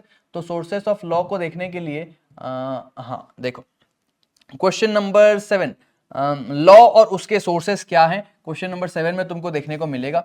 तो क्वेश्चन नंबर 7 की तरफ चलते हैं सर। क्वेश्चन नंबर 7 हमारा ये रहा, डिफाइन करो व्हाट इज लॉ, लॉ क्या है, और उसके एक्सप्लेन करो सोर्सेस ऑफ लॉ। सर ये एग्जाम में कब आया था, 6 मार्क्स का आया था, सितंबर 25 में आया था, 6 मार्क्स का सितंबर 25 का सवाल है, जो कि भैया तुम्हारे लिए ना बहुत इंपॉर्टेंट हो जाता है। क्यों सर, क्योंकि मैंने कभी एक्सपेक्ट नहीं किया था सोर्सेस आ सकता है। तो देखो आंसर एक बार फटाफट से देख लेते हैं, क्या बोलता है, मेन सोर्सेस क्या है, मेन सोर्सेस है लॉ में हमारा, मेन सोर्सेस हमारा संविधान कॉन्स्टिट्यूशन, दूसरा स्टैट्यूट्स कह लो या जो लॉ पार्लियामेंट और स्टेट असेंबलीज बनाते हैं, तीसरा प्रेसिडेंट्स या फिर जुडिशियल डिसीजंस जो बहुत सारे कोर्ट लेते हैं, और कुछ केसेस में एस्टैब्लिश्ड कस्टम्स जो होते हैं, ये भी सोर्सेस ऑफ लॉ बन जाते हैं। अच्छा फिर नीचे बोलता है कि हमने क्या किया, the elected representatives of people, हमने जिनको इलेक्ट किया पार्लियामेंट में और स्टेट असेंबलीज में, ये लोग क्या करते हैं भैया, ये लोग कानून बनाते हैं, make laws in the parliament या स्टेट असेंबलीज में। Constitution of India 1950 foremost law है, जो डील करता है फ्रेमवर्क के तहत जहां पे लॉ बनाए जाते हैं, laws are made for the people by the people. अच्छा कॉन्स्टिट्यूशन ने अडॉप्ट किया है, प्रोटेक्ट किया है, प्रोवाइड किया है सर्टेन फंडामेंटल राइट्स, हमको प्रोवाइड किया, साथ ही पावर्स और ड्यूटीज बताए हमारे सेंट्रल गवर्नमेंट के और स्टेट गवर्नमेंट के। लॉज इंडिया में इंटरकनेक्टेड होते हैं, पीपल जिन्होंने लॉ लिखा है उन्होंने डिसाइड किया कि लॉ को डिवाइड कर दो, इनके बीच में, सेंट्रल और स्टेट के बीच में, कैसे, 3 लिस्ट बना दो। सो द इंडियन कॉन्स्टिट्यूशन जो है ना, हमारा कॉन्स्टिट्यूशन ने 3 लिस्ट बना दी, जिसको बोला गया सेंट्रल लिस्ट, स्टेट लिस्ट और ज्वाइंट लिस्ट है। अब matter would become a subject matter, किसी का कोई सब्जेक्ट मैटर बनेगा सेंट्रल या स्टेट के लिए, डिपेंडिंग ऑन द लिस्ट, कौन से लिस्ट में वो बैठा है इस पे डिपेंड करेगा भैया उस पे कानून कौन बनाने वाला है। तो इतना पूरा तुमको एग्जाम में लिख के आना पड़ेगा। सर इतना जब आप एग्जाम में लिख के आओगे ना तब जाके आपकी बात बनेगी। छोटा सा पोर्शन है, तुम देखोगे ना तो constitution of sources of law में कई सारे पॉइंट्स और भी दिए हैं कि 1935 में क्या हुआ, 1937 में क्या हुआ, हमारा कोर्ट आया, कोर्ट से भैया हमारा सुप्रीम कोर्ट ने उसको रिप्लेस किया। ये सब लिखने की जरूरत नहीं है। द आंसर इज कि भैया जो चीज तुम्हारे सजेस्टेड आंसर में है ना तुमको वो चीज तो लिखनी है, उसके अलावा कुछ और लिखोगे उसके मार्क्स मिले ना मिले पता नहीं, बट जो चीज सजेस्टेड आंसर में नहीं है तुम वो कहानी लिख के आओगे, मार्क्स नहीं देगा इंस्टीट्यूट। इंस्टीट्यूट का फंडा क्लियर है कि जो मैं बोलता हूं वो तुमको लिखना है, तुमको अपने मन से लिखना है तो हवा आने दो भैया। तुम अपने मन से लिखोगे, तुम बुकिश लैंग्वेज नहीं लिखोगे, तुम अपने मनमानी करोगे, तुमको जो पूछा गया है तुम वो नहीं लिख के अपने मन से लिखोगे, तुमको मार्क्स भी वो अपने मन से देगा। सोर्सेस ऑफ लॉ वैसे एग्जाम में आएगा तो क्या लिख के आना है ये मैंने थोड़ा समझाने के लिए यहाँ पे तुमको थोड़ा डिटेलिंग में दे भी दिया है कि अगर एग्जाम में आए तो ऐसा लिखना, और मैंने थोड़ा कीवर्ड्स भी हाईलाइट कर लिया, इसको एक बार रीड कर लेना जब तुमको नोट्स मिलेंगे तब। ये तुम्हारे लिए मैंने एज अ बोनस दे दिया है कि लिखना कैसे इसको एग्जाम में आएगा। तो डन है सर, बिल्कुल सर। अब आगे बढ़ते हैं सर, प्रोसेस ऑफ लॉ की तरफ चलते हैं। कहां पे चलते हैं sir, process of passing a law, कि लॉ कैसे पास होता है, फटाफट से इस चीज को समझ लेते हैं। उसके बाद सर हमारा आज का जो हमारे लेक्चर है ना ये आसानी से कंप्लीट हो जाएगा। देखो लॉ कैसे पास होता है इसको बताने से पहले मैं तुमको एक बात समझाता हूं कि सबसे पहले तुमको देखने को मिलता है प्रॉब्लम। अरे प्रॉब्लम क्या है सर, बस नजरिए की है बात। अरे तारक मेहता का ज्ञान घर पे रख मेरे भाई।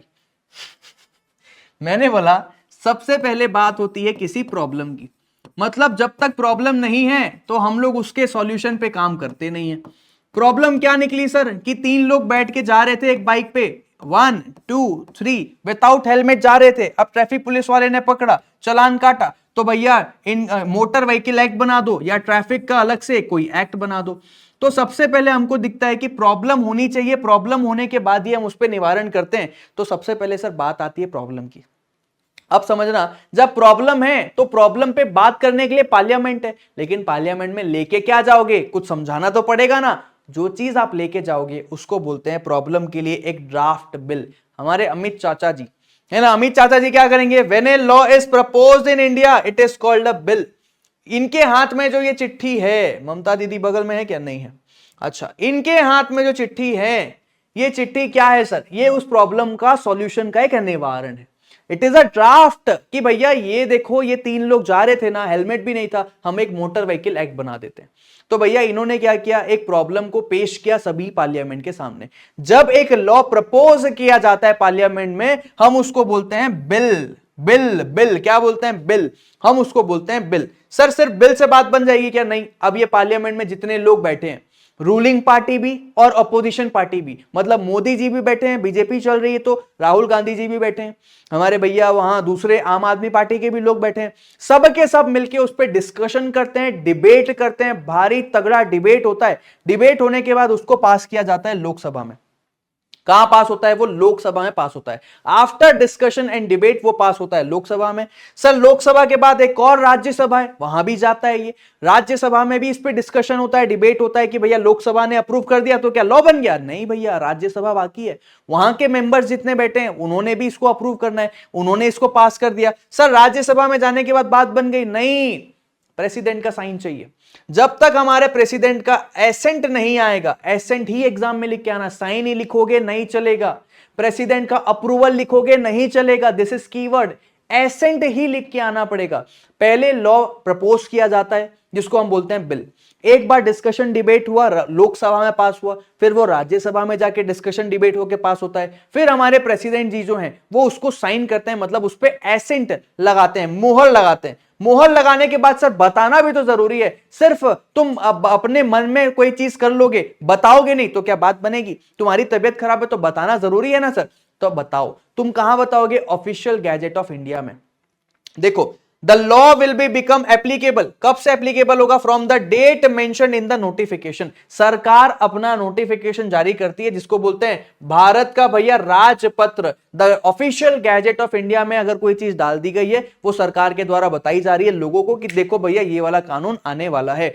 इस पे एक तारीख मेंशन होती है वो तारीख क्या होती है, उस दिन से ये लॉ एप्लीकेबल हो जाएगा, ये बताया जाता है। ये तारीख को देना जरूरी क्यों है, ये देना इसलिए जरूरी है कि भैया लोग अपने आप को प्रिपेयर कर ले। जीएसटी आने वाला है तो लोग अपना सिस्टम वगैरह अपडेट कर ले, ताकि जीएसटी के सॉफ्टवेयर के अनुसार बिल फटने लगे। अचानक एक दिन बोलोगे कल से जीएसटी आ रहा है तो लोग तो पागल हो जाएंगे। ऑनगोइंग धंधा करें कि कानून बदलते फिरें। अच्छा, तो पूरा प्रोसेस एक बार इसको यहां पे ऑफिशियल गैजेट में बता दिया गया। Once it is notified and active, तो भैया ये एक्ट ऑफ पार्लियामेंट कहलाता है। तो हमारा पूरा हमने ये एक्ट समझ लिया।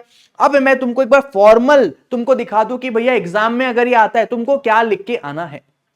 पहला पॉइंट है कि when a law is proposed in India, जब लॉ प्रपोज किया जाता है इसको हम बोलते हैं कि ये बिल है। After discussion and debate, law पास किया जाता है लोकसभा में। देयर आफ्टर इसको पास किया जाता है राज्यसभा में। भैया then it has to obtain the assent, president का एसेंट चाहिए होता है।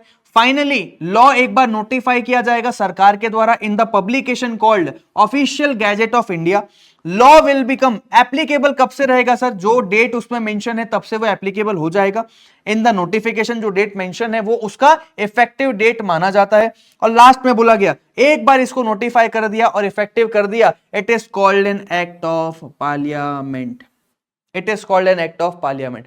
सर जैसा आप ये बॉक्सेस बना रहे हो क्या हम एग्जाम में बना सकते हैं? नहीं, आप लोग अंडरलाइन करना, बॉक्सेस नहीं बनाना।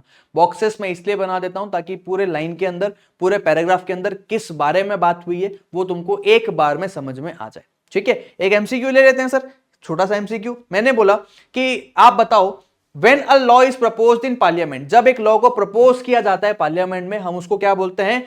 एक्ट बोलते हैं, स्टैट्यूट बोलते हैं, बिल बोलते हैं, या नोटिफिकेशन बोलते हैं?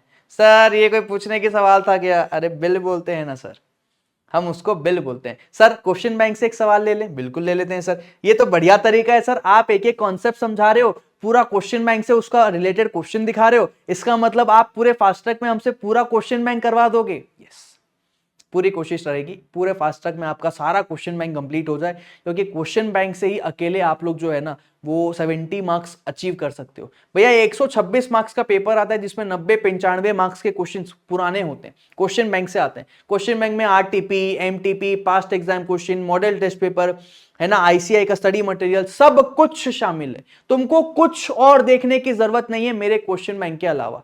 आंख बंद करके भरोसा रखो। पहला जब कोई गुरु अपने शिष्य को कोई ज्ञान देता है ना, तो सबसे पहला कर्तव्य गुरु ने शिष्य को यह सिखाना होता है कि भैया गुरु पे आंख बंद करके भरोसा कर। मैं भी तुमको बोल रहा हूं आंख बंद करके भरोसा करो।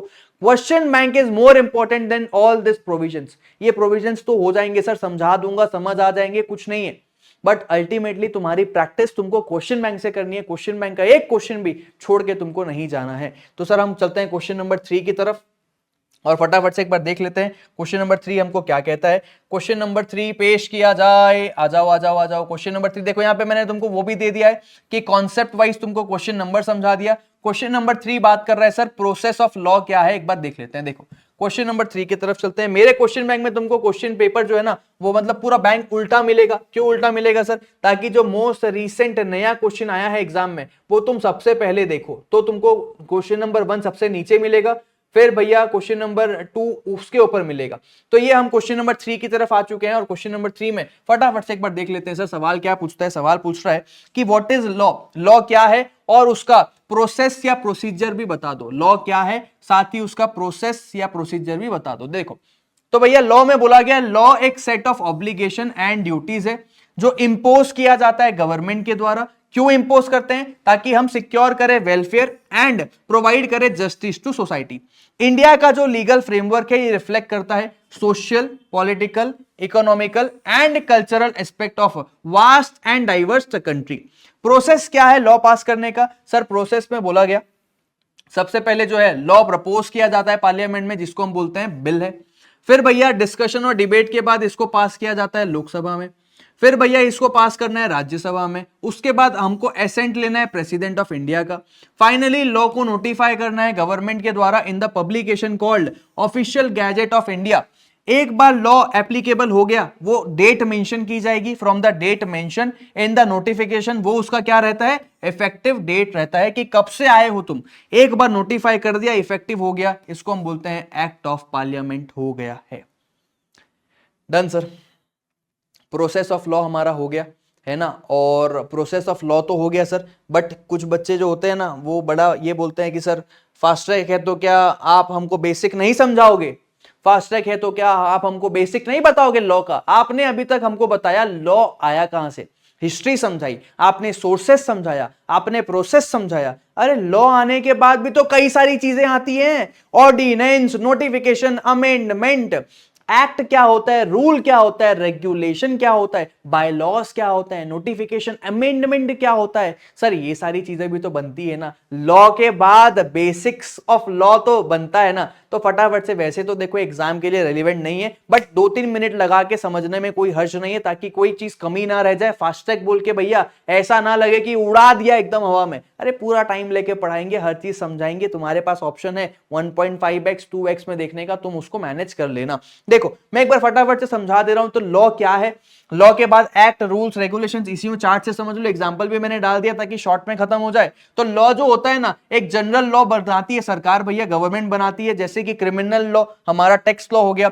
सर एक्ट क्या होता है, जो लॉ है भैया, लॉ तो कानून है, कानून ने पावर दिया एक्ट बनाने का, पार्लियामेंट के पास पावर है कि अब वो अलग अलग एक्ट बना सकते हैं। तो एक्ट क्या है सर, एक्ट वो है जो पार्लियामेंट या स्टेट असेंबलीज पास करते हैं, जैसे कि कंपनीज एक्ट हो गया, और दुनिया भर के इतने सारे एक्ट तुम पढ़ने ही वाले हो अभी। रूल्स क्या है सर, अरे एक्ट बनाने के लिए ना हमारे पार्लियामेंट ने एक्ट बना दिया, लेकिन अब कई बार हमको अब बोला है कि भैया तुमको यहां पे ये चीजें कंप्लाई करनी पड़ेगी।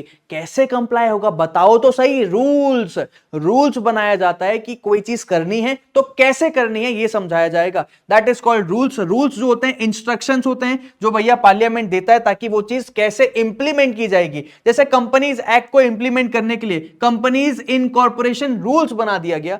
आप रूल्स देखो और रूल्स देख के समझो कि कोई चीज इंप्लीमेंट कैसे होती है। फिर साथ में सर रेगुलेशन क्या होता है, रेगुलेशन जो होता है ना, रेगुलेटर्स बनाते हैं अपने सेक्टर के लिए। जो रेगुलेटर्स होते हैं वो अपने सेक्टर के लिए रेगुलेशंस बनाते हैं, जैसे कि सेबी है, सेबी ने अपने रेगुलेशंस बनाए कि भैया कुछ चीजों को करना है तो कैसे करना है। सर नोटिफिकेशन क्या होता है, जो सरकार अनाउंसमेंट्स डालती है कि एक्ट आ रहा है, रूल आ रहा है, लॉ इस दिन से इफेक्टिव होगा, वो नोटिफिकेशन कहलाता है। जैसे जीएसटी के रेट को लेके कुछ चीजों पे रेट पेंडिंग था, तो वो रेट को लेके क्या रेट रहेगा नोटिफिकेशन डाल दो। सर इतनों से बात बन जाएगी क्या, नहीं सर और भी चीजें हैं, जैसे कि circular.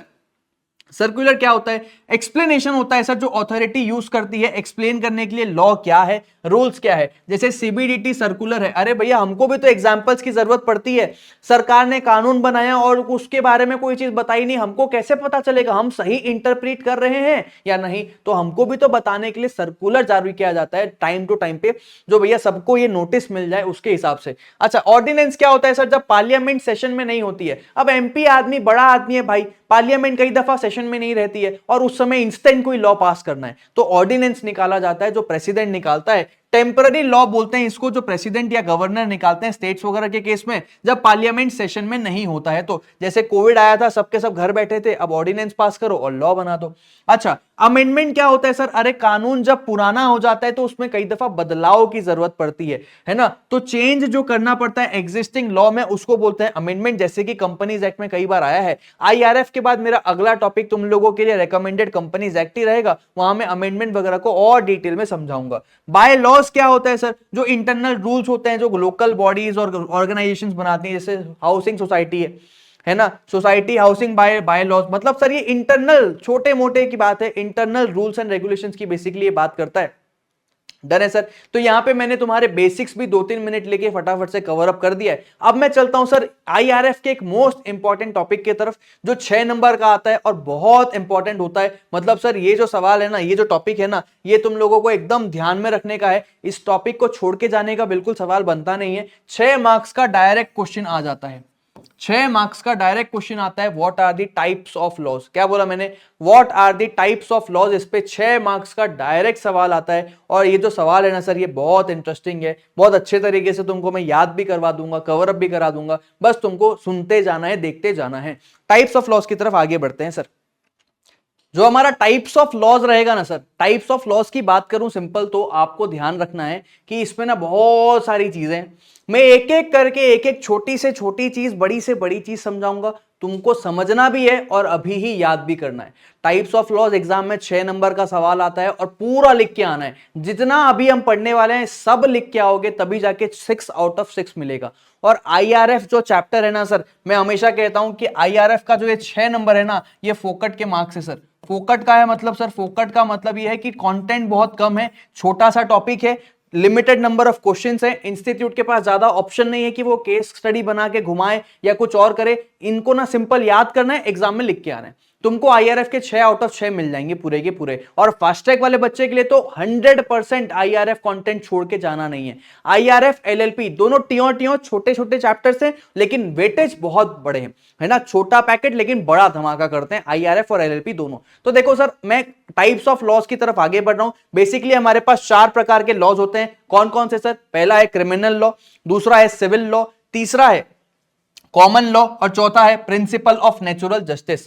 Criminal law, civil law, common law और principle of natural justice, 4 law हमको पढ़ने हैं। सबसे पहले चलते हैं सर क्रिमिनल लॉ की तरफ। तो क्रिमिनल लॉ क्या कहता है, सबसे पहले समझना कि क्रिमिनल लॉ कंसर्न किस चीज से है, तुम कहना क्या चाहते हो, तुम किस चीज को सर्व करते हो। तो क्रिमिनल लॉ जो है ये कंसर्न है with the laws pertaining to the violations. Violations मतलब तोड़ना। तुमने तोड़ा, क्या तोड़ा? रूल ऑफ लॉ तोड़ा या पब्लिक रॉन्ग किया। तो क्रिमिनल लॉ जो है ना, अगर किसी ने रूल ऑफ लॉ तोड़ा या कोई पब्लिक रॉन्ग किया तो भैया उसने वायोलेशन किया है ना, तो क्या सजा मिलेगी and punishment for the same, ये क्रिमिनल लॉ हमको बताता है। दोबारा कहता हूं सर, ये रूल ऑफ लॉ और पब्लिक रॉन्ग नहीं समझ में आया, समझा देते हैं सर, अगली स्लाइड की तरफ चलो। तो रूल ऑफ लॉ क्या होता है सर? रूल ऑफ लॉ वो लॉ होता है जो सुप्रीम होता है, जो हर किसी के लिए सेम होता है, subject to same law. If anyone breaks it, कोई भी इसको तोड़ेगा वो पनिशमेंट के लिए लाइबल रहेगा। रूल ऑफ लॉ, टाटा हो, बिरला हो, अंबानी हो, गोयनका हो, जिंदल हो, बिंदल हो, मित्तल हो, सिंघानिया हो, तो भैया सभी के लिए लॉ ऑप्शनल थोड़ी ही है, मैंडेटरी है, सबको मानना जरूरी है। तो रूल ऑफ लॉ मानना मैंडेटरी है। अगर किसी ने कानून तोड़ा या फिर पब्लिक रॉन्ग किया, पब्लिक रॉन्ग मतलब act that harm the society, ऐसी चीजें जिससे सोसाइटी को हार्म होता है, जैसे कि भैया तुम चोरी चकारी कर रहे हो, तुम मर्डर कर रहे हो, ये सारी चीजें कहां आएगी? क्रिमिनल लॉ के अंदर आएगी। तो क्रिमिनल लॉ कंसर्न्ड है, फिर से आ जाओ उसी स्लाइड की तरफ, पहला पॉइंट याद करो, क्रिमिनल लॉ कंसर्न्ड है violations of the rule of law and public wrong, और या फिर आपने वायलेट किया है रूल ऑफ लॉ और आपने पब्लिक रॉन्ग किया है, and punishment for the same, क्या सजा मिलेगी ये भी क्रिमिनल लॉ बताता है। क्रिमिनल लॉ गवर्न किसके अंदर किया जाता है? This is very important. Criminal law को गवर्न करना मतलब सर एडमिनिस्टर करना। अरे इसके एडमिनिस्ट्रेशन का टास्क किसी के पास होता है ना, जैसे कि स्कूल का प्रिंसिपल होता है, वो एडमिनिस्ट्रेशन का टास्क देखता है। क्रिमिनल लॉ को कौन गवर्न करता है? Criminal law is govern under Indian penal code 1860 and code of criminal procedure 1973। Sir IPC और सीआरपीसी जो है, IPC Indian penal code 1860, sir क्या हमको ये ईयर याद रखना है? द आंसर इज यस, आपको ये याद रखना है। सर याद नहीं होता, प्रेशर मत लो, प्रेशर लोगे याद होगा भी नहीं। जब भी इंडियन पिनल कोड बोलोगे 1860 साथ में बोलना, याद हो जाएगा, तुमको पता भी नहीं चलेगा। जैसे कंपनीज एक्ट 2013 बोलते हैं, पूरा नाम लेते हैं ना एक साथ ईयर के साथ, ऐसा लगता है कंपनीज एक्ट के साथ 2013 जुड़ा हुआ है। वैसा ही इंडियन पिनल कोड 1860, जब भी ईयर लोगे नाम साथ में लेना, पूरा नाम साथ में लेना, आपको याद हो जाएगा। तो क्रिमिनल लॉ गवर्न किया जाता है 2 के तहत, पहला इंडियन पिनल कोड 1860 और दूसरा code of criminal procedure. Procedure मतलब कार्यवाही करने की प्रक्रिया, code of criminal procedure 1973। Sir ये भी याद हो जाएगा। तो 1860 1973 आपको याद रखना है। इंडियन पिनल कोड 1860 गवर्न करता है और code of criminal procedure govern करता है हमारे क्रिमिनल लॉ को। सर ये दोनों क्या क्या करते हैं एक बार ये भी बता दो ना, सुनना। इंडियन पिनल कोड जो है ना, ये बताता है कि भैया क्राइम क्या है, उसका नेचर क्या है और उसकी सजा क्या होगी। मतलब मेन कौन है? इंडियन पिनल कोड है, हिंदी में बोले तो भारतीय न्याय संहिता। तो इंडियन पिनल कोड जो है ना, वो क्राइम क्या है बताता है, नेचर क्या है बताता है, और उसकी सजा क्या मिलने वाली है ये बताता है। लेकिन जो हमारा क्रिमिनल प्रोसीजर कोड है ना 1973, ये बताता है कि वो सजा मिलेगी कैसे, एग्जॉस्टिव प्रोसीजर, उस सजा को देने का एग्जॉस्टिव प्रोसीजर क्या रहेगा, है ना, for executing the punishment of the crime. For an example sir, example बोलूं अगर मैं इंडियन पीनल कोड और हमारे कोड ऑफ क्रिमिनल प्रोसीजर का, तो ये इंसान क्या कर रहा है, ये इंसान एक क्राइम कर रहा है। ये क्राइम क्या है, इसकी सजा क्या है, इसका नेचर क्या है, कौन बताएगा? इंडियन पीनल कोड बताएगा कि भैया ये थेफ्ट है, इसकी पनिशमेंट क्या रहेगी। लेकिन वो पनिशमेंट मिलेगी कैसे, कि जेल कब जाएगा, कौन सी जेल जाएगा, भैया बेल निकलेगी नहीं निकलेगी, एफआईआर कैसे होगा। तो हमारा सीआरपीसी जो है ये डिफाइन करता है कि एफआईआर कैसे फाइल होगा, इन्वेस्टिगेशन कैसे करेगी पुलिस, अरेस्ट होगा तो ट्रायल कैसे होगा, बेल कैसे होगा। समझ में आया क्या सर? तो क्रिमिनल प्रोसीजर कोड में बेसिकली आपको इतना ही याद करना है। क्रिमिनल प्रोसीजर कोड में पहले मैंने आपको बताया कि सबसे पहले आपको ध्यान रखना है कि भैया क्रिमिनल प्रोसीजर कोड जो है ना ये कंसर्न करता है violation of rule of law और public wrong and punishment for the same. Criminal procedure code जो है, सॉरी क्रिमिनल लॉ जो है, ये गवर्न किया जाता है इंडियन पीनल कोड 1860 के साथ में, हमारे कोड ऑफ क्रिमिनल प्रोसीजर 1973 के साथ।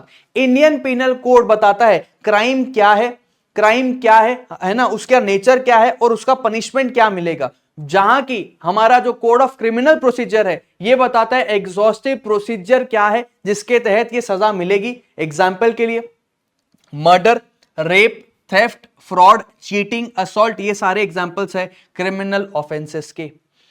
सर अभी ना हमारे जो अमित चाचा है ना, अमित चाचा ने 3 नए बिल्स इंट्रोड्यूस किए हैं पार्लियामेंट में, जो आज की डेट पे एप्लीकेबल हो गया है, बट मॉड्यूल में अभी बदलाव आया नहीं है। एग्जाम में तुम लोगों को इंडियन पीनल कोड ही लिखना है, कोड ऑफ क्रिमिनल प्रोसीजर ही लिखना है, लेकिन उनके नाम बदल दिए गए हैं। आज की डेट पे इंडियन पीनल कोड का नाम है भारतीय न्याय संहिता 2000 संहिता बिल 2023 और कोड ऑफ क्रिमिनल प्रोसीजर का नाम है भारतीय नागरिक सुरक्षा संहिता 2023। सर क्या हमको ये नाम एग्जाम में लिखना है? आप चाहो तो एक नोट डाल के आ सकते हो कि आज की डेट पे तो देखो नाम बदल गया है, इंडियन पीनल कोड 1860 जो है भारतीय न्याय संहिता बिल 2023 हो गया है, और हमारा कोड ऑफ क्रिमिनल प्रोसीजर 1973 जो है वो भारतीय नागरिक सुरक्षा संहिता 2023 हो चुका है। लेकिन एग्जाम में आपको आईपीसी और सीआरपीसी ही लिख के आना है। सर एक एमसीक्यू ले क्या? एमसीक्यू ले लेते हैं। सर मैंने बोला जो लॉ कंसर्न करता है with the violations of rule of law and punishment for the same, वो क्या कहलाता है? अरे पूछने की बात है कि अभी तो चीख चीख के सर चिल्ला रहे थे, क्रिमिनल लॉ कहलाता है वो। सर क्रिमिनल लॉ खत्म हो गया? हाँ सर। मजा आया? इजी लगा कि नहीं लगा? बिल्कुल लगा सर। सिविल लॉ भी बहुत इजी लगेगा, सुनते जाना। सिविल लॉ क्या है सर? सिविल लॉ क्या है समझना। Civil law matter of disputes को देखता है, झगड़ों को देखता है बिटवीन इंडिविजुअल्स, मतलब ए और बी के बीच झगड़ा हो गया, या फिर ऑर्गेनाइजेशंस ए लिमिटेड के बीच झगड़ा हो गया एंड बी लिमिटेड के बीच झगड़ा हो गया। सिविल लॉ देखता है सर मैटर ऑफ डिस्प्यूट्स किसके बीच? इंडिविजुअल के बीच, एंड इंडिविजुअल के साथ साथ में ऑर्गेनाइजेशंस के बीच में भी जो झगड़े होते हैं वो भी कौन देखता है? सिविल लॉ देखता है ना, अंडर सिविल लॉ। देखो ब्रांचेस ऑफ सिविल लॉ की बात करें तो टॉर्ट, कॉन्ट्रैक्ट, प्रॉपर्टी, फैमिली, ये सब हमारे ब्रांचेस होते हैं। अच्छा इसके बाद आगे बढ़े सर, तो सिविल लॉ को गवर्न कौन करता है ये भी देख लेते हैं। सिविल लॉ बेसिकली बात क्या करता है ये भी देख लेते हैं। सिविल लॉ एनफोर्स करता है violation of rights and obligations. Sir rights and obligation मतलब, अरे मेरा राइट है मैं आपसे पैसे लूं, आपकी ऑब्लिगेशन है आप मुझे माल दो, हमारे बीच कॉन्ट्रैक्ट हुआ है, आप मुझे माल दोगे मैं आपको पैसे दूंगा, आप माल नहीं दोगे तो मैं पैसे नहीं दूंगा। तो सिविल लॉ देखता है, एनफोर्स करता है violation of rights and obligations, जो पार्टी आपस में कर रही है, आपस में वादा करके तोड़ रही है, through institution of civil suit. मतलब भैया सिविल केस फाइल करके अगर किसी ने अपना वादा तोड़ा तो उसको बजाएंगे अपन कैसे? उसने अपना राइट्स एंड ऑब्लिगेशन पूरा नहीं किया, हम सिविल कोर्ट में जाके केस फाइल कर सकते हैं। सिविल लॉ प्राइमरीली फोकस करता है डिस्प्यूट को सुलटाने में रेदर देन पनिशमेंट। पनिशमेंट नहीं दिया जाता, डिस्प्यूट को सुलटाया जाता है। कॉम्पेंसेशन, पैसों का लेन देन करके कॉम्पेंसेशन का लेना देना होके भैया यहां पे जो है ना डिस्प्यूट्स को सुलटाने की कोशिश होती है। यहां पे पनिशमेंट देना कि जा तेरे को जेल भेज दिया 3 साल के लिए अंदर, ये नहीं होता। सिविल लॉ में मैंने अभी तक क्या क्या बताया? सबसे पहले मैंने सिविल लॉ में बताया कि सिविल लॉ जो है ना वो मैटर ऑफ डिस्प्यूट्स को देखता है किसके बीच में? इंडिविजुअल्स और ऑर्गेनाइजेशंस के बीच में देखता है जो सिविल केस के थ्रू किए जाते हैं। तो भैया यहां पे वायोलेशन हो रहा है राइट्स एंड ऑब्लिगेशंस का, इनको आपको एनफोर्स कराना है, आप सिविल कोर्ट में जाओ, सिविल केस कर लो, हो जाएगा। तीसरा पॉइंट पे बोला गया कि सिविल लॉ का प्राइमरी फोकस जो होता है ना वो डिस्प्यूट को सुलटाना होता है रेदर देन पनिशमेंट। अब जैसे क्रिमिनल लॉ में हमारा आईपीसी था और सीआरपीसी था, वैसे ही सिविल लॉ में भी तो संभालने वाला कोई होगा ना। सिविल लॉ में कौन है sir? Code of civil procedure, code of civil procedure 1908। तो सिविल लॉ में the act of process and administration of civil law govern किया जाता है कोड ऑफ सिविल प्रोसीजर 1908 के तहत। क्या तुमको बात समझ में आई सर? एक पॉइंट और बोल देता हूं कि जैसे हमने क्रिमिनल लॉ में एग्जांपल्स देखे थे, मर्डर, रेप, थेफ्ट, चोरी, ऐसे यहां पे सिविल लॉ में भी ना एग्जांपल्स दिए गए हैं। सिविल लॉ को फर्दर क्लासिफाई किया जाता है लॉ ऑफ कॉन्ट्रैक्ट में, मतलब contract law, family law, law of property law और लॉ ऑफ टॉर्ट में। सिविल लॉ को फर्दर क्लासिफाई किया जाता है हमारे लॉ ऑफ कॉन्ट्रैक्ट में, फैमिली लॉ में, प्रॉपर्टी लॉ में और लॉ ऑफ टॉर्ट में। सर ये लॉ ऑफ टॉर्ट क्या होता है? ये तुम इंडियन कॉन्ट्रैक्ट एक्ट में और डिटेल में पढ़ोगे यूनिट नंबर 3 में, बट यहां समझाने के लिए एक बार समझा दूं कि भैया मेरे कारण किसी और का नुकसान हो रहा है ना, वो लॉ ऑफ टॉर्ट कहलाता है। फॉर एन एग्जांपल भैया आप चाहते तो नहीं थे गलती करना, बट आपसे गलती हो गई, तो वो सिविल केस के अंदर जाता है। जैसे कि लॉ ऑफ टॉर्ट डील करता है सिविल रॉन्ग के तहत, वेयर वन पर्सन एक्ट करता है या ओमिशन करता है, कॉजेस इंजरी, लॉस या हार्म टू अनदर। एक की गलती की वजह से दूसरे का हार्म हो रहा है, independent of any contract, and the remedy यहां पे क्या रहता है? कॉम्पेंसेशन रहता है। एग्जांपल के तौर पे ड्राइवर भैया रैशली जा रहा था, उसने रास्ते पे चलते हुए किसी आदमी को भैया थोड़ा बहुत ठोक दिया, थोड़ा बहुत उसको लग गया। या फिर आप पोल्यूशन कर रहे हो अपने नेबर्स के सामने, अपने पड़ोसियों के सामने बहुत धुआंधार पोल्यूशन कर रहे हो, ये सब भी सिविल लॉ के अंदर आता है, लॉ ऑफ टॉर्ट के अंदर आता है, और डिटेल में समझेंगे यूनिट नंबर 3 में। सर क्या सिविल लॉ कंप्लीट हो गया? Some examples of civil law देख लो। एग्जांपल्स ऑफ सिविल ऑफेंसेस की बात करें तो जैसे ब्रीच ऑफ कॉन्ट्रैक्ट हो गया, आपने कॉन्ट्रैक्ट का वादा किया और तोड़ दिया। नॉन डिलीवरी ऑफ गुड्स हो गया, माल दूंगा बोला बट माल दिया नहीं। नॉन पेमेंट ऑफ ड्यूज हो गया, आपने पेमेंट देने का वादा किया पर दिया नहीं, है ना। या सेलर का डिफॉर्मेशन, भैया किसी का आपने इज्जत मान हानि की। ब्रीच ऑफ कॉन्ट्रैक्ट किया, disputes between landlord and tenant, ये सारी चीजें सिविल लॉ के एग्जांपल में आती है। सर सिविल लॉ यहां पे समाप्त होता है, एक बार पूरा रिवाइज करते हैं सिविल लॉ को वापस से। तो सिविल लॉ क्या है? Civil law matter of disputes को देखता है बिटवीन इंडिविजुअल और organisation through action of civil suit. दूसरे पॉइंट पे बोला गया सिविल लॉ में भैया कोर्ट में एनफोर्स किया जाता है violation of rights and obligations, जो सिविल सूट के थ्रू एनफोर्स किया जाता है। तीसरे पॉइंट पे बोला गया यहां पे इसका प्राइमरी फोकस भैया डिस्प्यूट को सुलटाना है, डिस्प्यूट रिजोल्यूशन है रेदर देन पनिशमेंट। फिर ये एक्ट जो है ना, इसका एडमिनिस्ट्रेशन किसके पास है? कोड ऑफ सिविल प्रोसीजर 1908 के पास। एक बार पुराने दोनों याद कराओ, Indian penal code 1860, code of criminal procedure 1973, ये तीसरा हो गया कोड ऑफ सिविल प्रोसीजर 1908। ये तीनों भैया यहां पे सिविल लॉ का एडमिनिस्ट्रेशन इनके पास है। लॉ को इसको क्लासिफाई किया गया है फर्दर फैमिली लॉ में, लॉ ऑफ कॉन्ट्रैक्ट में, लॉ ऑफ टॉर्ट में और प्रॉपर्टी लॉ में। सीक्वेंस आप आगे पीछे कर सकते हो, कोई दिक्कत नहीं है। कुछ एग्जांपल्स की बात करें तो ब्रीच ऑफ कॉन्ट्रैक्ट, आपने वादा करके तोड़ दिया। नॉन डिलीवरी ऑफ गुड्स, झगड़ा हो गया लैंडलॉर्ड और टेनेंट के बीच, ये भी कहा जाएगा कि सिविल लॉ के अंदर आता है। सर एक एमसीक्यू ले लेते हैं सिविल लॉ में फटाफट से। तो एमसीक्यू क्या कहता है? बोलता है which of the following is not, लिखा है not an example of civil law, इनमें से कौन सा सिविल लॉ का एग्जाम्पल नहीं है? तो पहले बोल रहा है breach of contract civil law का एग्जांपल लग रहा है, हाँ जी sir. Non delivery of goods अभी पढ़े हैं, सिविल लॉ का एग्जांपल है। ट्रैफिक ऑफेंसेस, अच्छा, और नॉन पेमेंट ऑफ ड्यूज, तो भैया ट्रैफिक ऑफेंस आप जाके किसी को ठोक देते हो, वो मर जाता है, तो आप पे सिविल लॉ लगेगा? आपको जेल नहीं होगी? जेल तो होगी ना सर, वो मर गया है। तो ट्रैफिक ऑफेंसेस किस में आएगा? क्रिमिनल में आ जाएगा सर। ट्रैफिक ऑफेंसेस क्रिमिनल के अंदर आ जाएगा और आपका राइट आंसर रहेगा सी।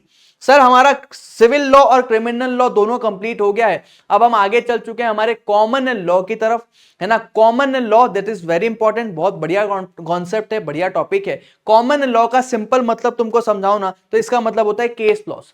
कॉमन लॉ का मतलब होता है केस लॉस। केस लॉस मतलब सर ए और बी का झगड़ा हुआ, वो केस लॉ बन जाता है। तो देखो एक जुडिशियल प्रेसिडेंट मतलब एक जजमेंट जो कोर्ट ने दिया है ना, earlier decided case which becomes a guide. अगर कोर्ट ने पहले एक केस पे कोई डिसीजन दिया है तो हमारे लिए वो गाइड बन जाता है। तो एक जुडिशियल प्रेसिडेंट या फिर एक केस लॉ कॉमन लॉ होता है। एक जुडिशियल प्रेसिडेंट या फिर केस लॉ कॉमन लॉ होता है। आगे बढ़ते हैं सर, सुप्रीम कोर्ट की बात करते हैं। एक जजमेंट अगर डिलीवर किया गया है हमारे ऑनरेबल सुप्रीम कोर्ट के द्वारा तो वो बाइंडिंग होता है। बाइंडिंग मतलब बाध्य, वो लाइबल हो जाता है, दूसरे छोटे कोर्ट्स के ऊपर वो एप्लीकेबल हो जाता है। अगर सुप्रीम कोर्ट ने कोई जजमेंट दिया है तो वो बाइंडिंग होता है upon the courts with in the territory of India. India में जितने भी कोर्ट्स हैं वो सब के सब सुप्रीम कोर्ट के फैसले को ठुकरा नहीं सकते। सुप्रीम कोर्ट के फैसलों को उनको मानना ही पड़ेगा। और ये बात कहां बोली गई है? आर्टिकल 141 ऑफ द कॉन्स्टिट्यूशन में बोली गई है। सर आर्टिकल नंबर याद करना है, कर लोगे तो बहुत अच्छा रहेगा, रेफरेंस के लिए बढ़िया रहेगा कि आप रेफरेंस डाल के आओ, एग्जाम में सही रहेगा। मैंने बोला सुप्रीम कोर्ट ने अगर कोई जजमेंट दिया है, कोई फैसला सुनाया है तो वो लोअर इंडिया में जितने भी कोर्ट्स हैं सभी के ऊपर एप्लीकेबल हो जाता है। किसके तहत? आर्टिकल 141 के तहत। सर कॉन्स्टिट्यूशन में कितने आर्टिकल्स हैं, क्या है एक बार बताओगे क्या? हमारे एट प्रेजेंट कॉन्स्टिट्यूशन में 448 आर्टिकल्स हैं, 25 पार्ट्स हैं और 12 शेड्यूल्स हैं। सर ये चैप्टर शेड्यूल क्या होता है समझाओगे क्या? कंपनीज एक्ट में बता दूंगा। सर कॉन्स्टिट्यूशन में सेक्शन नंबर्स नहीं होता क्या? नहीं होता।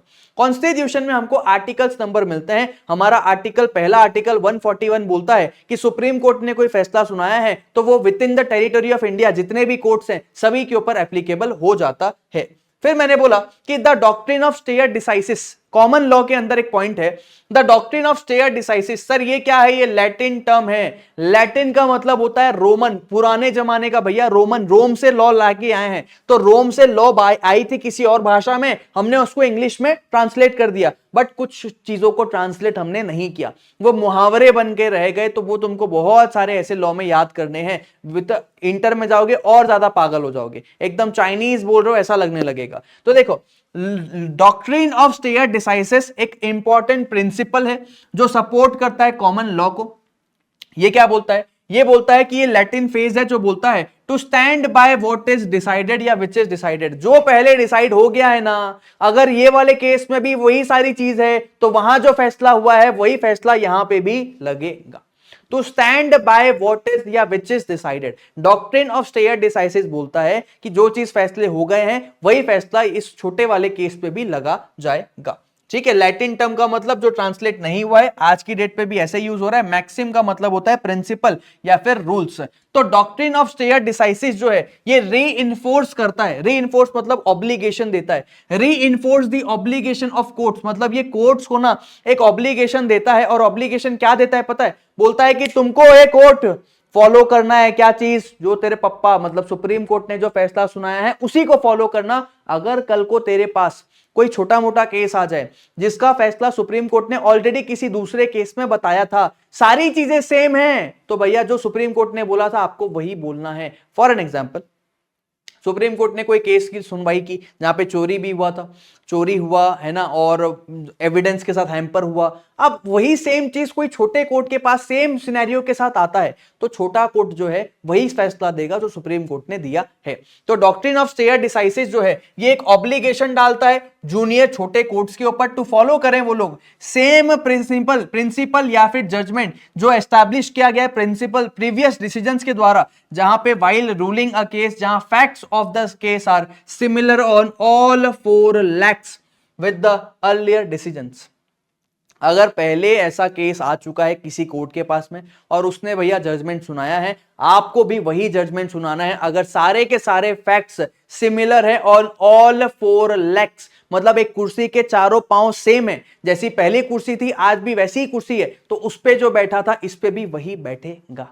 क्या बढ़िया एग्जांपल देके आपने याद करवा दिया sir. Doctrine of stare decisis का ये लास्ट पॉइंट बोलता है कि भैया ये री इन्फोर्स करता है ऑब्लिगेशन ऑफ कोर्ट्स कि आपको फॉलो करना पड़ेगा सेम प्रिंसिपल या फिर सेम जजमेंट जो प्रीवियस डिसीजंस के द्वारा दिया जा चुका है। अगर सारी की सारी चीजें facts are similar on all 4 legs with the earlier decisions, तो सर यहां पे हमारा डॉक्ट्रिन ऑफ स्टेयर डिसाइसिस भी हो गया, कॉमन लॉ भी हो गया है। सर कॉमन लॉ में कितने पॉइंट्स है, क्या क्या याद करना है हमको? बेसिकली हमको 3-4 पॉइंट्स का ध्यान रखना है। पहला, कॉमन लॉ क्या कहलाता है? एक जुडिशियल प्रेसिडेंट या केस लॉ कॉमन लॉ कहलाता है। दूसरा, जजमेंट जो सुप्रीम कोर्ट ने दिया वो पूरे इंडिया के जितने भी कोर्ट्स है, टेरिटरी ऑफ इंडिया में जितने कोर्ट्स है, सबके ऊपर एप्लीकेबल होगा आर्टिकल 141 के तहत। तीसरा, ये हमको याद नहीं करना एग्जाम पॉइंट ऑफ व्यू से, डॉक्ट्रिन ऑफ स्टेयर डिसाइसिस का मतलब होता है टू स्टैंड बाय व्हाट या विच इज डिसाइडेड। पहले की सारी चीजें सेम है तो, और लास्ट में डॉक्ट्रिन ऑफ स्टेयर डिसाइसिस को दोबारा समझा दो। ये प्रिंसिपल बोलता है कि भैया ये री इन्फोर्स करता है ऑब्लिगेशन ऑफ कोर्ट को कि फॉलो करो सेम प्रिंसिपल या जजमेंट जो एस्टैब्लिश किए गए प्रीवियस डिसीजंस के द्वारा, अगर फैक्ट्स ऑफ दिस केस पूरे सिमिलर है on all 4 legs. Done sir? हाँ सर। अच्छा, इसके अलावा लास्ट पॉइंट आते हैं सर टाइप्स ऑफ लॉज में। नेचुरल जस्टिस को हमको पढ़ना है sir, principal of natural justice, ये हमारा चौथा पॉइंट है। टाइप्स ऑफ लॉज में 4 लॉ है, क्रिमिनल लॉ, सिविल लॉ, फिर हमारा हो गया हमारा ये कॉमन लॉ, और एक हो गया हमारा natural justice, principal of natural justice. Sir ये नेचुरल जस्टिस बात क्या करता है पहले समझा दूं। ये बोलता है कि लॉ में हर चीज लिखी हो जरूरी नहीं है, बट स्टिल कोई चीज छूट जाए इसका ये मतलब नहीं है किसी के साथ गलत हो जाए। किसी के साथ गलत नहीं करना, अनफेयर नहीं करना, अनजस्टिस नहीं करना, जस्टिस प्रॉपर होना चाहिए। भैया सामने वाले को एकदम जस्टिस देना है, भले लॉ में लिखा हो चाहे ना लिखा हो। नेचुरल जस्टिस मतलब, नेचुरल जस्टिस का मतलब है कि भैया ये तो माना ही जाएगा, ये तो मिलेगा ही मिलेगा। जैसे दो लोग के बीच में लड़ाई हो गई, दोनों को आपस में एक दूसरे से बात करना चाहिए ना, दोनों को मौका मिलना चाहिए बात करने का। एक बोल दिया और फैसला सुना दिया, ऐसा थोड़ी होता है। तो नेचुरल जस्टिस मतलब ये तो माना ही जाएगा कि ये जस्टिस देने का तरीका है। तो देखो बोला गया, सिंपल मीनिंग है कि भैया नेचुरल जस्टिस मतलब often known as just natural, just चियाओ चियाओ जस्ट चियाओ, वो सुना है वो गाना देखा ना, तो भैया वो जस्ट चियाओ मतलब just natural, just natural, natural justice को जस्ट नेचुरल बोला जाता है। अच्छा, जो डील करता है with certain fundamental principle of justice going beyond written law. Beyond written law मतलब लॉ में लिखा हो चाहे ना लिखा हो, ये तो मान लेंगे लिखना ही था। मतलब नेचुरल जस्टिस का मतलब होता है जस्ट नेचुरल, जिसका मतलब है लॉ में लिखा हो चाहे ना लिखा हो, हम तो ये चीज मानेंगे ही मानेंगे। ऐसे क्या क्या चीजें हैं सर जो माननी चाहिए? पहला पॉइंट बोलता है नेमो जुडेक्स इन कॉसा सो, नेमो जुडेक्स इन कॉसा सो। सर इसका मतलब है कि भैया लिटरल मीनिंग है no one should be made a जज in his own cause, in his own cause. ये रूल अगेंस्ट प्रिजुडाइस है। प्रिजुडाइस मतलब जस्टिस के खिलाफ जाएगा सर। ये अगर सुप्रीम कोर्ट के जज ने किसी को जाके ठोक दिया तो वो अपना फैसला खुद थोड़ी सुनाएंगे, वो तो कोई और ही सुनाएगा ना। तो no one should be made a जज in his own case, it is a rule against क्या कहते हैं प्रिजुडाइस। ओन केस लिख के मत आ जाना, ओन कॉज है। यहां स्पेलिंग का ध्यान देना, बच्चे जो होते हैं ना केस लिख के आ जाते हैं, बोलते इसको कॉज है। नेमो जुडेक्स इन कॉसा सो, इन causa sua. Sir Latin term में याद तो करना पड़ेगा। नेमो जुडेक्स इन कॉसा सो का मतलब है, ये बोलता है कि भैया लिटरल मीनिंग है कि कोई भी इंसान जो है अपने ही केस में जज नहीं होना चाहिए, ये रूल्स अगेंस्ट प्रिजुडाइस है। एक और प्रिंसिपल दिया गया है जिसका नाम है audi alteram partem, audi alteram partem. Audi गाड़ी है भैया, देखो घूम रही है इधर उधर, एकदम पर शेकिंग शेकिंग हो रही है। सर ऑडी अल्ट्रम पार्टम का मतलब है हियर द अदर पार्टी या give the other party a fair hearing. अपना मनमानी मत करो, दूसरे पार्टी को भी सुनो। हियर द अदर पार्टी और उसको एक फेयर हियरिंग दो। जब कसाब भैया इतने सारे लोगों को मार चुका था ना बॉम्बे में, तब भी कसाब को यह मौका दिया गया था कि तेरे को फांसी क्यों ना दी जाए, तू मेरे को बता। निर्भया का रेप केस 2012 अगर किसी को पता हो, वहां जितने भी लोग इन्वॉल्व थे सभी को बोला गया तुमको सजा क्यों ना दी जाए, बताओ। क्या तुम अपनी सफाई में कुछ कहना चाहते हो? कायदे से तो इतना बड़ा क्राइम करने के बाद सफाई देने का मौका नहीं होना चाहिए, बट स्टिल पूछना जरूरी है। Audi alteram partem, audi alteram partem. तो सर ये बात आपको ध्यान रखना है कि आपको सामने वाले को फेयर हियरिंग देनी है ना, और हियर द अदर पार्टी या give the other party fair hearing. और तीसरा एक और छोटा सा प्रिंसिपल, रीजन्ड डिसीजंस। ये वैसे तो सेंटेंस के साथ ही बोल दिया गया है, बट हमको ध्यान रखना है रीजन डिसीजन मतलब कोर्ट अपनी मनमानी नहीं करेगा। जो भैया बात हो रही है ना वो क्यों हो रही है उसका कारण तो दो। आपने जो फैसला सुनाया उसके पीछे कोई कारण तो होगा, मेरे साथ ही ऐसा क्यों होता है बताओ तो सही। अगर कोर्ट ने कोई फैसला सुनाया तो वो रीजन्ड डिसीजन होना चाहिए, ऐसा मनमानी डिसीजन नहीं होना चाहिए। एक पॉइंट और ध्यान रखना हमारे नेचुरल जस्टिस में कि अ जजमेंट कैन ओवरराइड या ऑल्टर अ कॉमन लॉ। हमारा जो जजमेंट होता है ना वो कॉमन लॉ को ओवरराइड कर सकता है, बट ये ओवरराइड नहीं कर सकता किसी भी स्टैट्यूट या फिर एक्ट को। सर इनकी फोटो क्यों लगाई है? अभी एक पिक्चर आई थी हक, देखा है क्या तुम लोगों ने? हक में हाई कोर्ट में इमरान हाशमी जानबूझ के केस हारता है ताकि सुप्रीम कोर्ट तक वो केस जाए। क्यों सर? सुप्रीम कोर्ट अपने ही फैसले को चेंज करना चाहता है, कर सकता है। अच्छा, तो समझना बात को, यहां पे बेसिकली हो क्या रहा है मैं तुमको समझाऊं अगर, तो यहां पे अगर कोर्ट जो है, कोर्ट देखती है कि भैया अरे मैं तो लॉ को इंटरप्रीट कर रहा हूं, मेरे को दिखा कि अरे कोई गलती हो गई है, कोई गलती हो गई है, मैं एक काम करता हूं, इस गलती को सुधारने के लिए ना लॉ को चेंज कर देता हूं, लॉ को चेंज कर देता हूं। क्या कोई कोर्ट लॉ को बदल सकता है? The answer is no sir. हम लोग अपने ही जजमेंट को चेंज करें चलेगा, लेकिन हम लॉ में एक फुल स्टॉप भी ऐड नहीं कर सकते, सेंटेंस को आगे पीछे नहीं कर सकते, हेराफेरी नहीं कर सकते। इसीलिए बोला गया कि एक जजमेंट जो है ये ओवरराइड कर सकता है या ऑल्टर कर सकता है कॉमन लॉ को। कॉमन लॉ क्या है सर? Case law. हमने एक केस लॉ में कुछ कहा था, हम अपने ही केस लॉ को चेंज करना चाहते हैं, दूसरे केस में दूसरा फैसला सुनाना चाहते हैं, सुना दो। हम अपने ही फैसले को चेंज कर सकते हैं, बट ये कभी भी ओवरराइड नहीं कर सकता, या ये स्टैट्यूट को चेंज नहीं कर सकता है। स्टैट्यूट का मतलब होता है एक्ट। सर हमारा नेचुरल जस्टिस भी खत्म हो गया है, एक बार पूरी चीजों को दोबारा रिवाइज कर ले क्या? दोबारा रिवाइज कर लेते हैं सर। मैंने बोला नेचुरल जस्टिस का मतलब होता है जस्ट नेचुरल। जस्ट नेचुरल का मतलब होता है कि भैया आपका fundamental principle going beyond written law. फिर मैंने बोला कि यहां पे सिंपल मीनिंग है फेयरनेस पे ध्यान देना, रीजनेबलनेस पे ध्यान देना, जस्टिस होना चाहिए भले लॉ में लिखा हो चाहे ना लिखा हो। इसके लिए 3 प्रिंसिपल्स है। पहला प्रिंसिपल नेमो जुडेक्स इन कॉसा सॉ, जो बोलता है no one should be made a जज इन हिज ओन केस, ठीक है, और ओन कॉज, और ये रूल अगेंस्ट प्रेजुडाइज होता है। तीसरा मैंने बोला कि भैया ऑडी अल्टरम पार्टम, ये भी एक प्रिंसिपल है जो बोलता है कि हियर द अदर पार्टी, या अदर पार्टी को एक फेयर हियरिंग का मौका दो। और फिर आगे मैं बढ़ाऊं तो मेरे को पता चला कि भैया रीजन्ड डिसीजंस दो, जो भी जस्टिस आपने दिया है उसके पीछे रीजन्ड डिसीजंस दो। जजमेंट जो होता है वो ओवरराइड कर सकता है या ऑल्टर कर सकता है कॉमन लॉ को, लेकिन ये कभी भी ओवरराइड या ऑल्टर नहीं कर सकता हमारे स्टैट्यूट को। Done sir. Sir question bank से क्वेश्चन देख लें, हमारे नेचुरल जस्टिस का क्वेश्चन कैसा आता है फटाफट से एक बार देख लेते हैं। तो नेचुरल जस्टिस से जो है ना वो क्वेश्चन आता है हमारा, क्वेश्चन नंबर 4 है। एक बार क्वेश्चन नंबर 4 को गो थ्रू कर लेते हैं, और यहां मैं आ गया हूं और क्वेश्चन नंबर 4 की तरफ चलते हैं। देखो क्वेश्चन नंबर 4 ये रहा। सर 6 मार्क्स का सितंबर 24 में आया था, और जितनी बातें हमने अभी पढ़ी है वो सारी बातें यहाँ पे लिखी हुई है। क्रिमिनल लॉ कंसर्न करता है violations of rule of law, public wrong, punishment of the same, govern किया जाता है आईपीसी सीआरपीसी के तहत। इंडियन पिनल कोड डिफाइन करता है क्राइम प्रोसीजर क्या है, सीआरपीसी डिफाइन करता है भैया प्रोसीजर क्या रहेगा, मर्डर रेप थेफ्ट इसका एग्जाम्पल रहेगा। मैटर ऑफ डिस्प्यूट जो इंडिविजुअल और ऑर्गेनाइजेशन के बीच आता है सिविल लॉ, ये एनफोर्स करता है violation of certain rights and obligations through institution of civil suit. ये प्राइमरी फोकस करता है रिजॉल्व करने के लिए रेदर देन पनिशमेंट। ये भैया एक्ट इसको ये एडमिनिस्टर किया जाता है कोड ऑफ सिविल प्रोसीजर के द्वारा। फर्दर क्लासिफाई कर दो law of tort, family law, property law, ये सब चीजों से लेकर। एग्जांपल्स की बात करें तो नॉन डिलीवरी, लैंडर सेलर के बीच में भैया झगड़ा है ना। और भैया तीसरा आ गया हमारा कॉमन लॉ, जो जुडिशियल प्रेसिडेंट या केस लॉ है वो कॉमन लॉ होता है। जो सुप्रीम कोर्ट ने फैसला सुनाया वो टेरिटरी ऑफ इंडिया में पूरा एप्लीकेबल होगा आर्टिकल 141 के तहत। डॉक्ट्रिन ऑफ शेयर डिसाइसिस मतलब भैया जो सपोर्ट करता है कॉमन लॉ को, जो बोलता है to stand by which is decided, है ना। ये सारी चीजें हो गई। उसके बाद हम चले आते हैं आगे प्रिंसिपल ऑफ नेचुरल जस्टिस में भी वही 3 पॉइंट, नेमो जुडेक्स इन कॉसा सो, फिर आ गया हमारा ऑडी अल्टरम पार्टम, और तीसरा हो गया रीजन्ड डिसीजंस। ओवरराइड नहीं कर सकते, फंडामेंटल प्रिंसिपल है justice going beyond written law. Done है सर।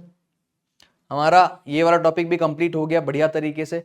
और अब हम आगे चलते हैं सर। आगे कौन सा टॉपिक आने वाला है हमारे पास? एनफोर्समेंट ऑफ लॉ का टॉपिक आने वाला है, जिसका हमको सिर्फ इंट्रोडक्शन देखना है बेसिकली।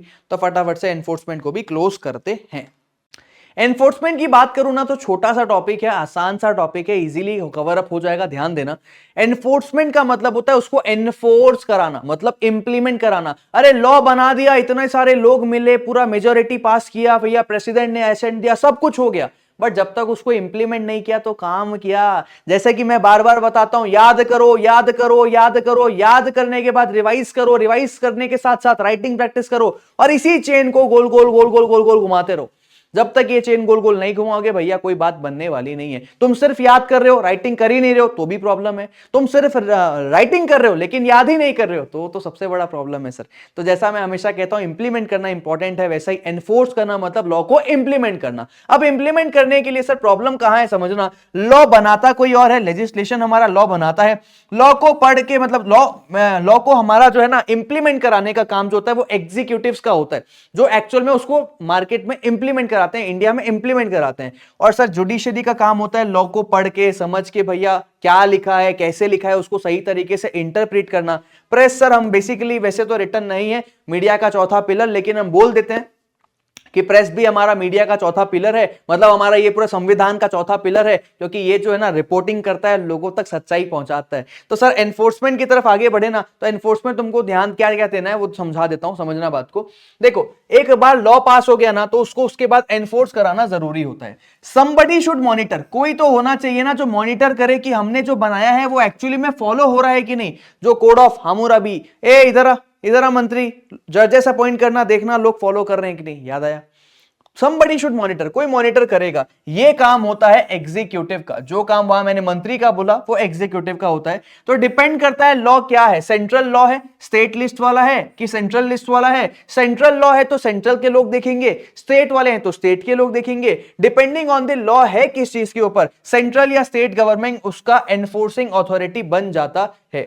आई ये क्या आया, छोड़ो इग्नोर इट। देखो एनफोर्सिंग अथॉरिटी में मैंने क्या बताया, मैंने ये बताया सर कि लॉ एक बार बनने के बाद में भैया उसको ना एनफोर्स कराना पड़ता है, और एनफोर्स कराने की जिम्मेदारी है एग्जीक्यूटिव्स की। एग्जीक्यूटिव्स क्या करता है सर, मॉनिटर करता है। मॉनिटर क्या मॉनिटर करता है सर, मॉनिटर ये करता है कि जो लॉ बनाया गया था वो एक्चुअल में पास हो भी रहा है या बस ऐसे ही हवाबाजी हो गई है, बना के रख दिया गया, उसका कोई काम है नहीं। अब सर मॉनिटर करने के लिए ये एग्जीक्यूटिव कौन होगा, ये एग्जीक्यूटिव होगा कौन, इसको डिसाइड करने के लिए आपको देखना पड़ेगा कि भैया सेंट्रल लॉ है कि भैया पूरे इंडिया में एप्लीकेबल है या इंडिया के पोर्शन में एप्लीकेबल है, या फिर वो स्टेट लॉ है। आपको लोगों को ये चेक करना पड़ेगा, सेंट्रल या स्टेट अथॉरिटी उस हिसाब से डिसाइड कर दी जाएगी। अच्छा आगे बढ़ते हैं सर। आगे मैंने बोला फॉर दिस पर्पस, इस काम के लिए सरकार ने क्या किया, इस काम के लिए ना गवर्नमेंट को फंक्शंस को डिस्ट्रीब्यूट कर दिए गए हैं बहुत सारी मिनिस्ट्रीज के साथ। जो एग्जीक्यूटिव्स का नाम मैं ले रहा हूं ये काम है एग्जीक्यूटिव्स का, एग्जीक्यूटिव मतलब मिनिस्ट्रीज। भैया वो मिनिस्टर साहब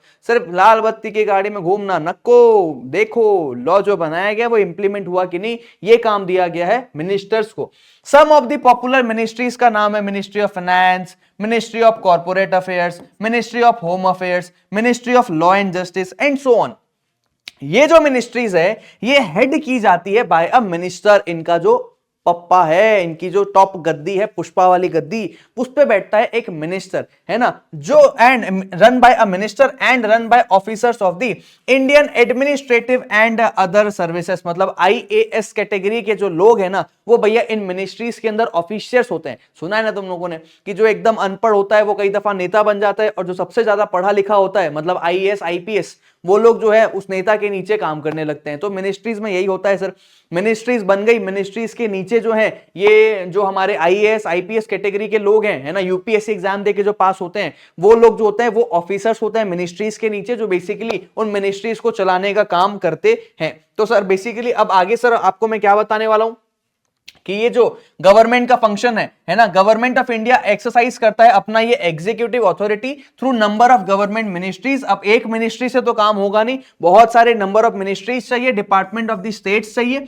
है ना। तो ये जो मिनिस्ट्री है इसको कंपोज किया जाता है एम्प्लॉयड ऑफिशियल्स, मतलब इनके नीचे आते हैं सिविल सर्वेंट्स। मैंने पहले ही बता दिया नेता के नीचे आ गया सिविल सर्वेंट, जो पॉलिटिकली अकाउंटेबल होता है थ्रू अ मिनिस्टर। मतलब वो बेसिकली रिपोर्टिंग करता है अपना मिनिस्ट्री को, मिनिस्टर जो ऊपर बैठा है ना उसको रिपोर्टिंग करता है, पॉलिटिकली उसके थ्रू अकाउंटेबल होता है। मेजर मिनिस्ट्रीज जो हैं वो हेड किए जाते हैं कैबिनेट मिनिस्ट्रीज के द्वारा। मतलब सर ये ना टॉप मिनिस्ट्रीज में आते हैं कैबिनेट मिनिस्ट्रीज, मतलब जो ज्यादा बड़ी बड़ी मिनिस्ट्रीज है वो टॉप मिनिस्ट्री कैबिनेट मिनिस्ट्री कहलाती है। जो सरकार भैया सेंट्रल में बैठते हैं बेसिकली, जो sits in the union council, मतलब जो सरकार में सेंट्रल काउंसिल में बैठते हैं, सेंट्रल गवर्नमेंट के साथ बैठते हैं, है ना, and is typically supported by a team of junior ministers called ministers of the state.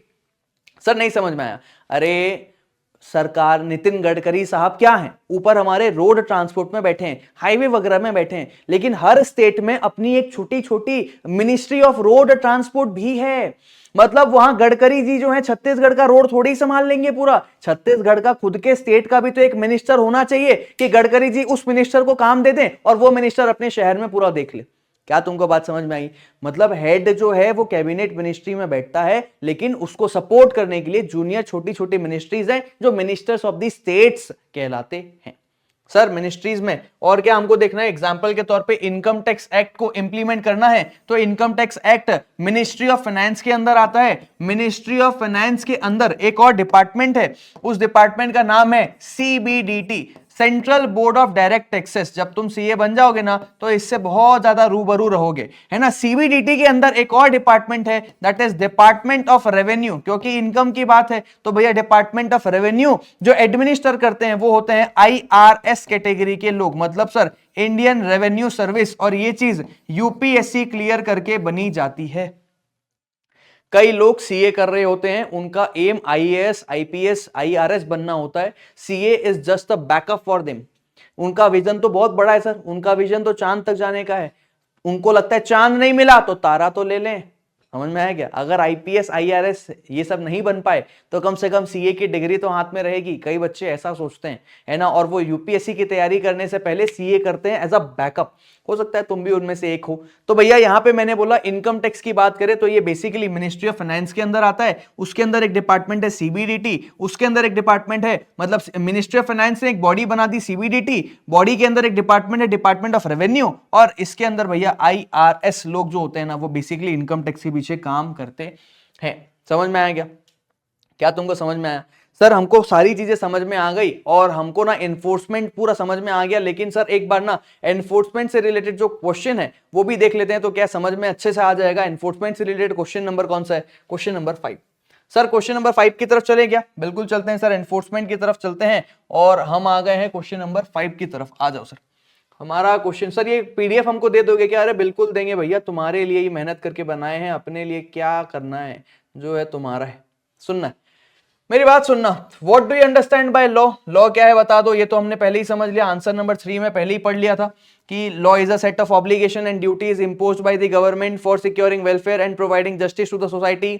India का लीगल फ्रेमवर्क रिफ्लेक्ट करता है social, political, economical, cultural aspects of vast and diverse society. अच्छा, लॉ हमने पढ़ लिया था। उसके बाद अब हम पढ़ने वाले हैं कि हाँ enforcement of law, how law is enforced in a legal system. Sir नहीं दिख रहा है, अरे बड़ा कर रहा हूं, डोंट वरी।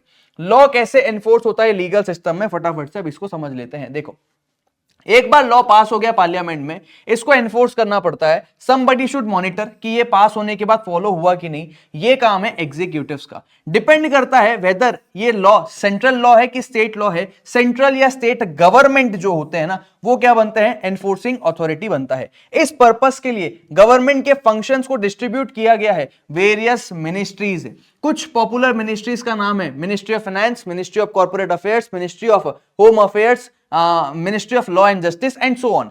ये मिनिस्ट्रीज हेड किए जाते हैं थ्रू अ मिनिस्टर, जिनको सपोर्ट किया जाता है IAS कैटेगरी के ऑफिसर्स के द्वारा। ये जो गवर्नमेंट ऑफ इंडिया जो है ना, ये भैया एक्सरसाइज करता है अपना एग्जीक्यूटिव अथॉरिटी, जो ये जॉब है मॉनिटर करने वाला, ये एक्सरसाइज वो करता है through a number of government ministries या फिर डिपार्टमेंट ऑफ द स्टेट्स। अब मिनिस्ट्री कंपोज की जाती है एम्प्लॉयड ऑफिशियल्स, जिसको बोलते हैं सिविल सर्वेंट्स, जो पॉलिटिकली अकाउंटेबल होते हैं थ्रू अ मिनिस्टर। ये जनरली हेड किए जाते हैं कैबिनेट मिनिस्ट्री में, जो यूनियन काउंसिल में बैठते हैं, और इनको सपोर्ट करने के लिए भैया एक टीम है जूनियर मिनिस्टर्स की, जिसको हम मिनिस्टर्स ऑफ द स्टेट बोलते हैं। क्या तुमको समझ में आई सर? हाँ सर हमको बढ़िया तरीके से समझ में आ गया, बट एक बार आप और बता देता, लिखना होता तो कैसे लिखते? तो भैया तुम्हारे लिए इसका भी निवारण मैं करके पहले ही ला चुका हूं। अगर तुमको लिखना है तो भैया तुमको कैसे लिखना है ये तुम यहां से देख सकते हो। एक बार रीड कर लेना, गो थ्रू कर लेना, मैंने नोट्स में पहले ही डाल दिया, एक बार गो थ्रू कर लोगे कैसे लिखना है तो तुम्हारी बात बन जाएगी।